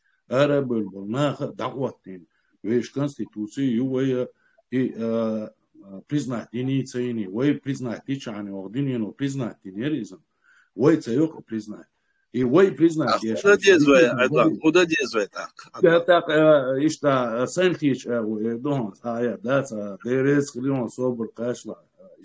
Давай. Завтра дома чорсом сундай дуется. Давай. Да, ишта сун хиз мугоинс гуайона аудина да ас динар ас итвамха бахтину да ас сай первый там дабелчи саюха болу 120 рабочих места и нас да цанни деги цаежес да ас динар сай делуште Ю 99 года терпи стева латта лилина сдас молодежь да агенцию кадиту дачу бухтас и дайду чушиши аго хум дина цунштадас садит юшилундел дичусу но баду тун о уцу хал балицане чакдол долко дас то просто дахар хвадуй о бекн барит вама о чак дахари хум шадыг о и том чак бачи тайгил гайтер иман гайтер цунти хагайтер инстагнох европе хавиан да вир шусо сай хазал гайтин дикал гайтин сай нохчол гайтин миллион метта ираси миллион чадат хокка меттиг хокка паргат вали бай қихума доч да тансайц ава иша юч да цундер хуатчуги да шейки ална халқият юш да аша датият юши вайнохчишка хун аят гинахун هو ليلشخينا دات هو بوليتيك يوقع ليلشخينا شي نوختي هما تاع تشكوش وتقدات تنيوكام كلي جمجيناون تاكوي تغنا خلت ديز و اتكريتي دوش دمدر دوش دات تويغر دالشون ديرلك انت دالشون سيرونو وتعتقيش تدوشو وتحنوما تشتقيش تدوشو هر ايزي و فوندامنت ياتشون وحاجلو اتعيد بو بريزنات داش هروي 92 год ернин бай хириош ячуна вай эцхена признать вай вешт ди штуар элдат шу масу дат халхаду иш шейн бахра ва qintira бош дат дамадыр хум дикца дуч дат шун юхкам хирбацер шун геш ди дацер шун дидер шуду иш барти цадош шу маду иш дат кегваштеш ада сободила Сабади халсада. Бартя цедош дарша тенте бог больше дахдеша барта. Бог убой. На основе чего барта? Жакло? Алло. Не жуа. Не. Аланса, давай хорошо чай. Что вы не карен да начале. Да, ума да. Бог основание цаба юwe 92 год дибай ки основание юwe. Actu tsahets as hatchon allo itsa yokwe nislu atsonach. Itsa gatsut ahmabats it's a buchbol nach buchut ahmabats. But собой ахаба буду. Можем по очереди камерсу валит ахо. А избахат ахо худадис. Значит, ост ахбоч бол nach буй. Хара шамбо ойотча хар ихум ждуч лелшуц. Das erste Jahr hat es durch Tod do wurde ist durch auch weil bocht latch dolhum do dacho das el десятки раз да олуш бух документация сол документы хохар дучер адилча акачуна хиза дешкеш аркида дучнах бухуза да хогучал адлан хай окчу аш довой из шан юхсибт сагвайцар да So sen если бы so могу что аздаш канал so халатина что говорить асагать что соис ас сей окча соил хайт ас просто окча нага ара халатё я хум шуна соил хайт вот я гушу что возможно так вот а что хагоит آخر حاجة شو سميله يكمل أقارع وتصدق مش هادي الدوي أقارع وتصحن هم تقعد هذا أشي سعادل دات شو عادل دات وش دات كدات باش بالناخ خص حدا يحكي شو بيجن شو شاش عادل وردو شاش وش ديردو سأو هالأر ولا بفسيم этим международным организациям аскш лелуш отсуман تعاليش ويش بقدر دش ويش خني دش ويش نأخ بوحت عمي خلدات شو يا بقو ياتش أشليلو بقو ياتش ألش ها شانك دوتشا وي عبوش بال وي نخبي простой نخبي ومسو مدوي простой سو شو سان простой никакой шел доказал умадас просто ждал сам он истина орюхе качсо сен долошта дагача и элюса так юхвала ишяц иштал царга элдитерн бутедити давайте яцан умадаа шаш динч харсуи шашин ашит исправить и ويتسان بوخ بيتاج حاجات الحقيقة وقت الأدلان دواي значит ديال حقيقة سهونج أو ريزل مو أثناء أصليد نقول $100 جاور إيش تمدقون أدلان دواي بركل دواي إذا يقر ولا نسلو قاعدة بركل ديك اليوم عيا نيس بقى ولا طبعا همش دوش وات لا أصدات سو دي هاسي كانال شو هاك واخر خصوصا ويش تقوسو سو متصدقي بوليتيك نو فاكتيو منوخشنا دات نيسو ما دوش وينوخشي وما دوش دي كونستيتوسي غرشر حق لا اتومان تي حق ويبوخ بويخه شعر بوش بناه بات يعني يخي قطروت اعجزني خواتنا واس قطروات يعني دينا но баду юхим кусус любой тогда не имеет значения да не имеет значения но баду избухт علاج دات عوادات وكيغواش طلع دات وكان عارف يحكم خربات وينخ بيش البات قبيش بيش البات اسوم الشيخ دات نيسكي يديش اسوم دات تغن ويس مليون да بيخدي نوي حيزي نوي يحكم تبي نوي هيستغن هوك يوروبي عدوي دي عدوي ازي عدوي دوغ عدوي اس مثلا عملت حقات تحضر همش هوك عدل همش عدد دينادات ويش ده بالويش كونستيتوسي لو دواء تحديوي عدد حق سوق ولا سوق ولا شيء خرجو начнём с этого давай هلا خاص حنخيش حقنا سوق اسعد ده давай контакт и начнём давай هو давай شو هو каждый день можешь обсуждать قمل ده صوت اسمه يبقى قليل شون صادم قيطع ده والله да ела ой вот он ой вот стек на вес золото на вес алмазов ой волшебный стек ой он док лишь قيطة что бордов ой махка ой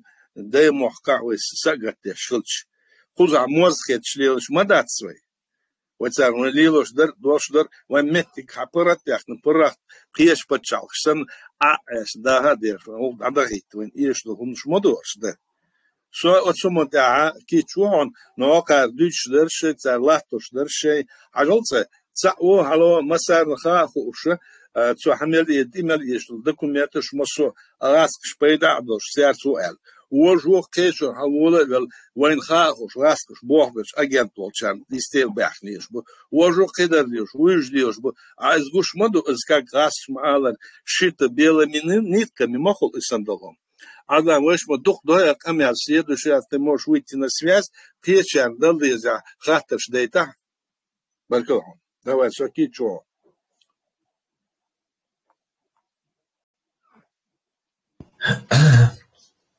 Давай. Хатарду от Эда Мамедова из США. Вопрос к Ахьяду. Аслан опубликовал свое видение развития Ичкерии. Вопрос, с чем вы согласны, с чем нет, и почему, какой план действий? Так, вопрос, какой план действий? Баркал лично я читал и думаю, очень хороший план, регламент. Ты понимаешь, о чем я что-то не совсем понял, в каком плане действий? Это какой план Масхадова имеет туда, или что, твой план? Сейчас, ну, у меня нету плана. Так, Эд. Наверное, он имеет туда концепцию обусловленной независимости. Масхадовский, они говорят. Сейчас дождемся тогда.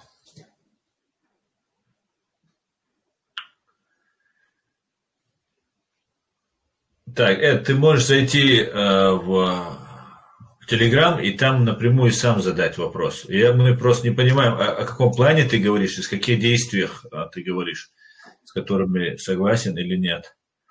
Аят.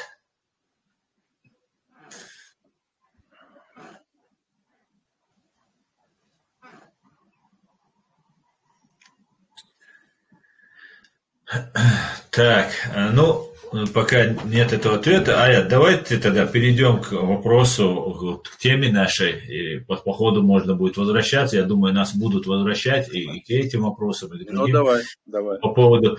Соборди, Веня видевицы у Вистлера, сейчас я ему дам слово, Аят. Давай. Он уже давно сидел, подняв руку. Ага. Можно вопрос задать? Да. Глаз народа. Ближний Калшу. В тот раз вы выключили. В этот раз, я думаю, вы все-таки выслушаете до конца и все-таки конструктивно постарайтесь отвечать на прямые поставленные вопросы. Вопрос Ахьяду. Ахьяд, еще раз говорю, ты личность известная. От тебя многое зависит. Ты не ординарная личность какая-то, которая говорит из чата с каким-то голосом, измененным, таким-то. У тебя политический багаж. У тебя политический опыт, тебя знают везде. Если ты и такие же, как ты, представители так называемой чеченской власти за границей, вы не будете говорить правду, как она есть. Вот Лахов, он же... Алло, пусть говорит, что с ним? Его никто не включал. У него включен микрофон, но пропала связь. Смотрите, Аят, чтобы было понятно, вот это одни и те же вопросы, это все из ЧДП, и они постоянно обсуждают, тебя обсуждают, президиум обсуждает в последнее время, раньше они об этом не говорили, и говорят там про Конституцию, постоянно они упоминают, и постоянно здесь не конструктивные у них вопросы, диалог, а какой-то претензии какие-то. Вот только что сейчас выступал Вахарху, хотелось бы ему тоже сказать, он говорит, победа, если бы Йокшельча, тем лучше, саму Йокша, политик Йокшу, ому Йокшу, из журналист Йокшу, из массер Йокшу, из Рилкаца, оно было нескромно. Нет, пусть говорит, он часть народа, так, наверное, имеет в виду. А если этот хочет говорить, пусть он тоже скажет. Ничего, мы ответим ему. Мы же не прячемся, да? На любой вопрос готов ответить. Давай. Да. Я хотел сказать свое мнение. Я понял, что это, я понял. Все, давай, Веня, видите, Вистель. Давай.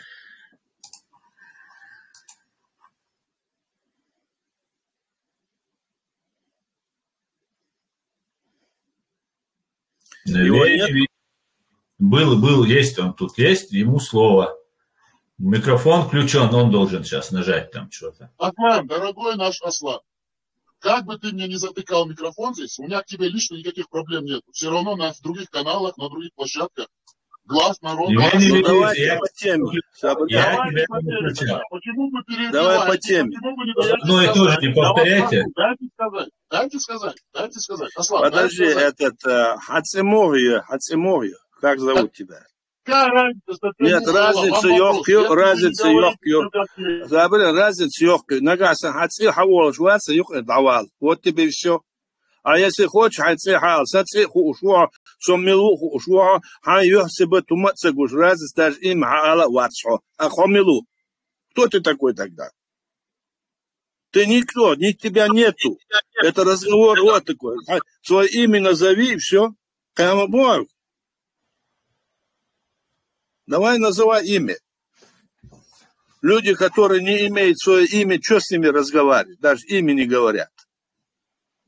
Я готов ответить на твой вопрос, но давай имя тоже. Не только ты вопрос задаешь, и я задаю вопрос.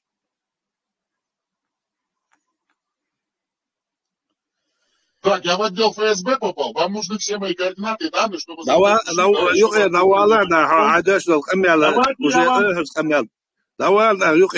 если не хочешь разговаривать. Что с тобой говорить? Я тебе говорю, имя говори, свое имя. Имя скажи свое. Какое ФСБ? Ты сам можешь быть с ФСБ, потому что ни имя, ни лицо, никто не знает. Дело в том, что если мы здесь...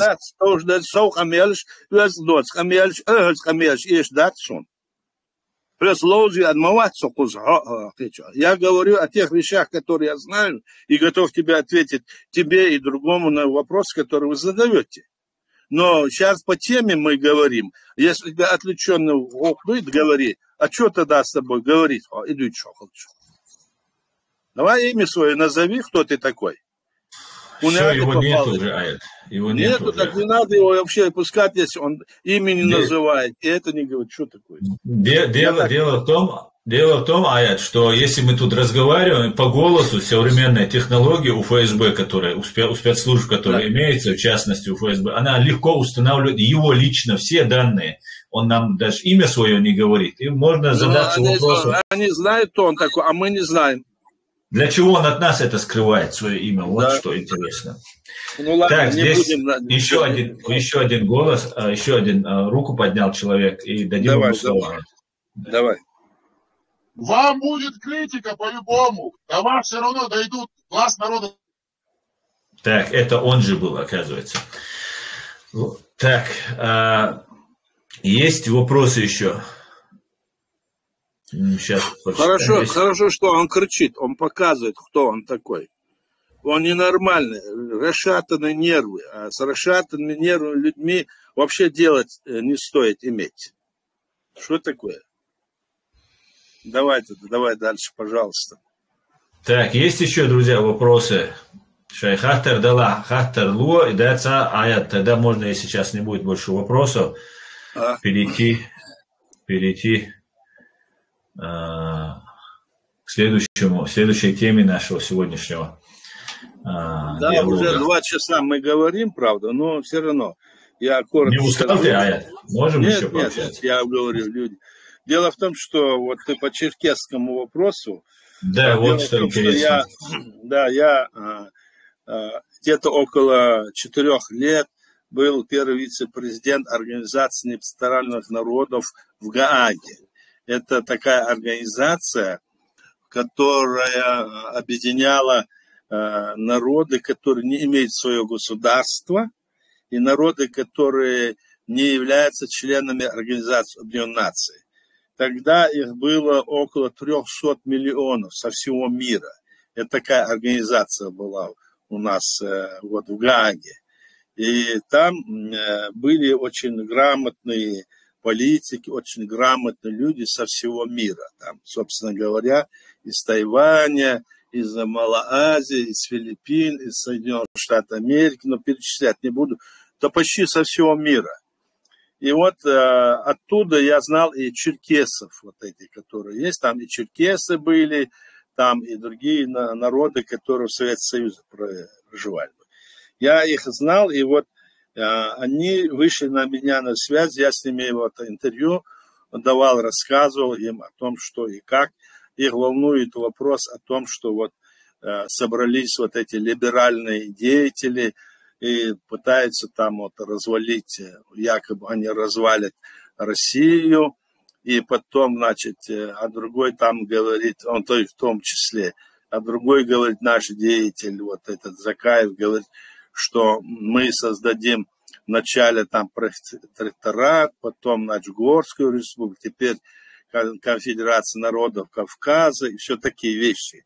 И там вроде бы он собрал этих людей, которые с разных стран, вот, допустим, черкесов там, собрал он с Америки, оттуда, ну, они живут, их много в Турции. И вот они вместо них там они выступали и говорили, что вот мы войдем в Горскую республику, и они там хотят ее воссоздать. И они задавали мне вопросы, как, что ты думаешь об этом. Я им объяснял свою точку зрения. Вы можете это послушать, оно есть там вот в интернете, ты можешь ссылку им дать. Но если по ним, я им сказал, что вопрос черкесов, это вопрос исключительно только самих черкесов, что Кавказ это единое пространство, которое мы должны были бы вместе все бороться, сохранить эту территорию за нами, и что мы, чеченцы, создали свое государство, и когда, допустим, Закаев или другие нас втягивают в компанию, которая значит, сегодня занимается по развалу этого Российской империи, так, то это означает, если в этой компании находится Закаев, и он там подпись какие-то делает, что это никакой, он не наш представитель, его никто не посылал, он не имеет никаких полномочий, наоборот, он там ведет себя незаконно. И когда он говорит, что мы, значит, вот это все хотим то делать, это его самостоятельно здесь, это самозванство, он не имеет права.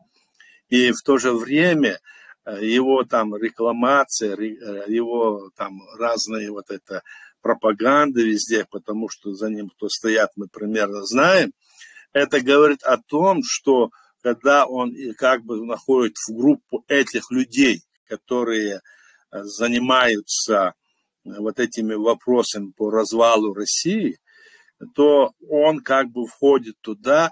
Мы же не являемся частью России, мы оккупированная страна, как и территории Грузии, и как территории Украины, как территории Молдовы и другое.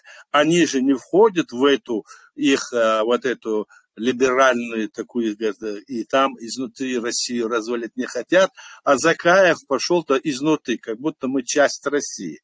Это есть предательство, такие вещи, он не имеет права это делать. Вот о чем я говорил им, и что мы, допустим, мы, остальной народ и власть легитимная в лице президиума не поддерживает это дело самого черкесского народа и других народов, что нужно нам платформа должна быть у нас едино, друг друга поддерживать. Вы должны поддерживать все то, что считаете правильно, а что неправильно, должны отвергать. И мы поддерживаем вашу линию. Мы будем и дальше бороться за то, чтобы наша страна была освобождена. Я рассказал им, как мы создали наше государство, что вот им надо и по этому пути и дальше идти. И если это не будет, то говорить о, скажем, Горской республике или другие там вот эти все вещи, которые придумывают эти люди, это все фантазии, рассчитаны на глупых людей, которые не понимают этого, или пропаганда.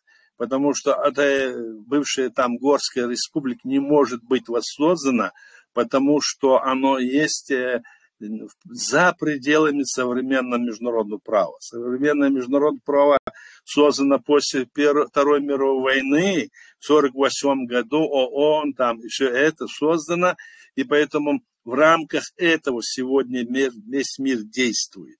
А раз в рамках этого весь мир действует, то значит если мы будем поднимать Горскую республику или вопросы, скажем, Америки, индейцев, Китая, Ближнего Востока, Африки, то тогда никто за это не возьмется, потому что есть современное международное право. Они обманывают, я объяснил вас, они обманывают, еще должно быть действовать только в рамках современного международного права, и поэтому это обман, на это не поддавайте мне. Я им такое объяснял. Ну, они задавали мне некоторые вопросы, я отвечал. Вот коротко, если говорить, вот такая встреча была, они были, я очень рад, что с ними сидят. Вот так. Ая, вот эта встреча как раз, когда у вас была тоже, я наблюдал за этим, и черкесы высказывали, что часть представителей черкесов, они не уполномачивали этих людей, которые встречались в Европарламенте с Пономаревым, Закаевым, вот с этими российскими деятелями и другими. Да. В этом они тоже разделены, да? У них пророссийские есть там, или ты в курсе вообще, как у них дела обстоят? Нет, они говорят, что это люди, которые там находились, они даже черкесского языка не знают, саму проблему не знают, а у них есть такие очень крупные международные, черкесские международные организации, общепризнанные, которые ведут эту борьбу, начиная еще с Калмыкова. Был такой Калмыков Юрий, который был министром юстиции России. И когда началась война против нашего государства, то он, значит, ушел в отставку в знак протеста, что из-за войны России против Чечни. Он ушел, этот Калмыков. Он создал вот эту конфедерацию народов Кавказа, к примеру, так? И затем после него, когда он уже умер, отошел от этого, туда к власти пришли эти КГБшные деятели. Они ее потом вели, они потом организовали вот этот поход на Абхазию, это их работа была.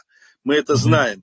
Теперь ее снова возрождают эти же люди, это уже в порядке. И с ними находится тоже Конфедерация народов Кавказа, надо создать Горскую республику. Он понял, что нельзя Горскую республику создать, теперь Конфедерация народов Кавказа, мол. То я объяснил, вот такая ситуация. Да, у них тоже есть такие люди, которыми они недовольны и считают, что они иногда действуют вот такие во вред черкесскому движению. Вот так мы говорили. А все, что внутри у них есть, это нам, как свое, мы не можем знать. В общем, они рассказывали. Такая ситуация. Ну, да. Ну, теперь ясно. Теперь это многое объясняет. Так, нам Берса хочет задать вопрос. Пожалуйста.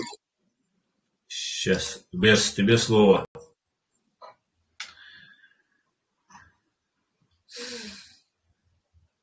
Берса, тебе слово. Тебе надо просто нажать там кнопку микрофон. Söyledik mesele. Dalvězio. Сацахатардер, энхауслаш. Потому что эмоция уж больше бухает, охлаждаться. Да, мы нам сделали на русском языке. Ну, у меня был вот такой вот вопрос по состоянию нашего государства, которое уже прокламировало свою независимость в 1992 году после съезда народа. И мне бы хотелось знать, почему на настоящий момент появились эти парадчики свободы, как это было, просто одни личности, которые просто прокламируют свободу, но не спрашивая народа. То же, что было с этим, как он назывался, этим Ботлихским, Бадрудин, не знаю, что там. Они просто прокламируют свою свободу, но не спрашивают ничего у народа, они там никакой съезд не делают, а наши их принимают и... Просто не понимаю. Объясните, пожалуйста, что это вообще такое и как это может быть, потому что они же ничего не... не знаю, ничего же не делают. Просто... Но, если отвечу тебе коротко, дело в том, что эти люди хотят диктаторскую власть принести туда. хотят отменить против воли нашего народа, который вот сделал декларацию, весь мир собрался, наш народ принял декларацию, что мы создаем государство. Мы приняли нашу конституцию, как бы они ни работали, прикрываясь религией, прикрываясь демократией или прикрываясь иными там всякими лозунгами, однозначно понятно, что они работают на создание диктаторского режима и против существования нашего государства, потому что наше государство создано по правилам современного международного права, а если мы там, собственно говоря, приведем этот переворот и незаконно создадим, тогда нашим врагам, кто нас не любит, да, соседние какие-то государства, Россия в том числе или другие, они будут настаивать на том, чтобы нашу власть уничтожили, а тем самым уничтожили весь наш народ, наши враги. И тогда, когда вот я об этом говорю, они увидят, у них какая сила сегодня так. Мы должны решать этот вопрос только в рамках международного права. Хотя международное право, оно не совсем совершенно, как там хотелось бы. Оно в то же время, как бы то ни было, оно единственное, на этой основе, это наш ресурс. От него отходить нельзя. И все, которые вот это хотят, или там дома, или здесь на Западе, это люди, которые однозначно, или это агентуры, или это заблудшие люди, или это люди, которые действительно хотят прийти к власти, к диктатуре, и думают, что там они удержатся. Они никогда там не удержатся, потому что тенденция идет на то, чтобы ничто, что против там международного права, не допускать. Внешнее вторжение на территорию другого государства недопустимо. Это Хельсинское решение, которое приняли все страны в 1975 году, где сказано, что внешнее вторжение и захват с внешней стороны границы, переход недопустим. Поэтому сегодня против Украины, поэтому против других вот этих захватов остальной мир объединился, понимаешь? Вот издуус. Да, конечно, есть моменты нарушений, это есть, но, видимо, со временем будет трансформироваться и меняться это международное право, может быть. Но сейчас у нас другого ресурса нет, и на этом мы должны держаться. Вот поэтому однозначно и до Кхеумдатсон. Знаю, что в мире есть только два типа государств. Это диктаторские режимы во всем мире и демократические. И вот это демократическое, современное международное право, где народ избирает власть в любой стране. Даже в этом при избрании, все равно хулцега, но в целом это решение народа бывает. Халкара доли начинает протестовать. А когда они протестуют, их никто не арестовывает. По политическим мотивам в западных странах никого не арестовывают. По политическим преследованиям нет на Западе. Если там вышел, там начал магазины громить, то все это уголовно. А в России даже то, что кто что-то сказал, сажают. В Китае также, ты знаешь эти. И штумду. Вот два типа государств, которые есть. И мы должны двигаться по тому пути, который мы создали свое государство. А диктации режима мы никогда не признавали. Мы были народом демократического устоя. И штумду.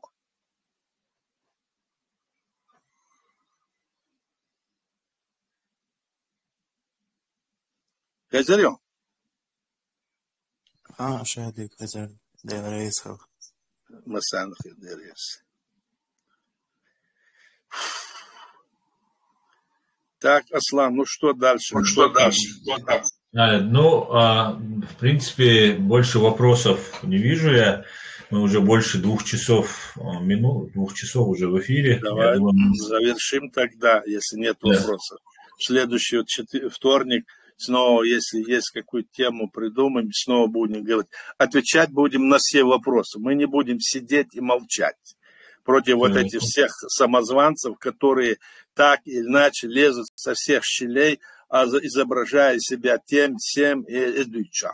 это не пойдет. Это чехлер должен ждать. Вы чехдали, че, дунья тахадот, шумат, вы его дахалак дейте, вы шумат, вы чутах, вот, ищаться. Баркалшу. Баркалая, так, вот я даю зюхой, спасибо за исчерпывающий, за очень интересный экскурс и в историю, и в наше сегодняшнее положение. Призываю всех во вторник, следующий вторник, в 17 часов по европейскому времени. 19 часов по европейскому времени. Присоединяйтесь, принимайте участие и давайте вместе строить наше будущее. Бережь свой масяна. Ади, давай.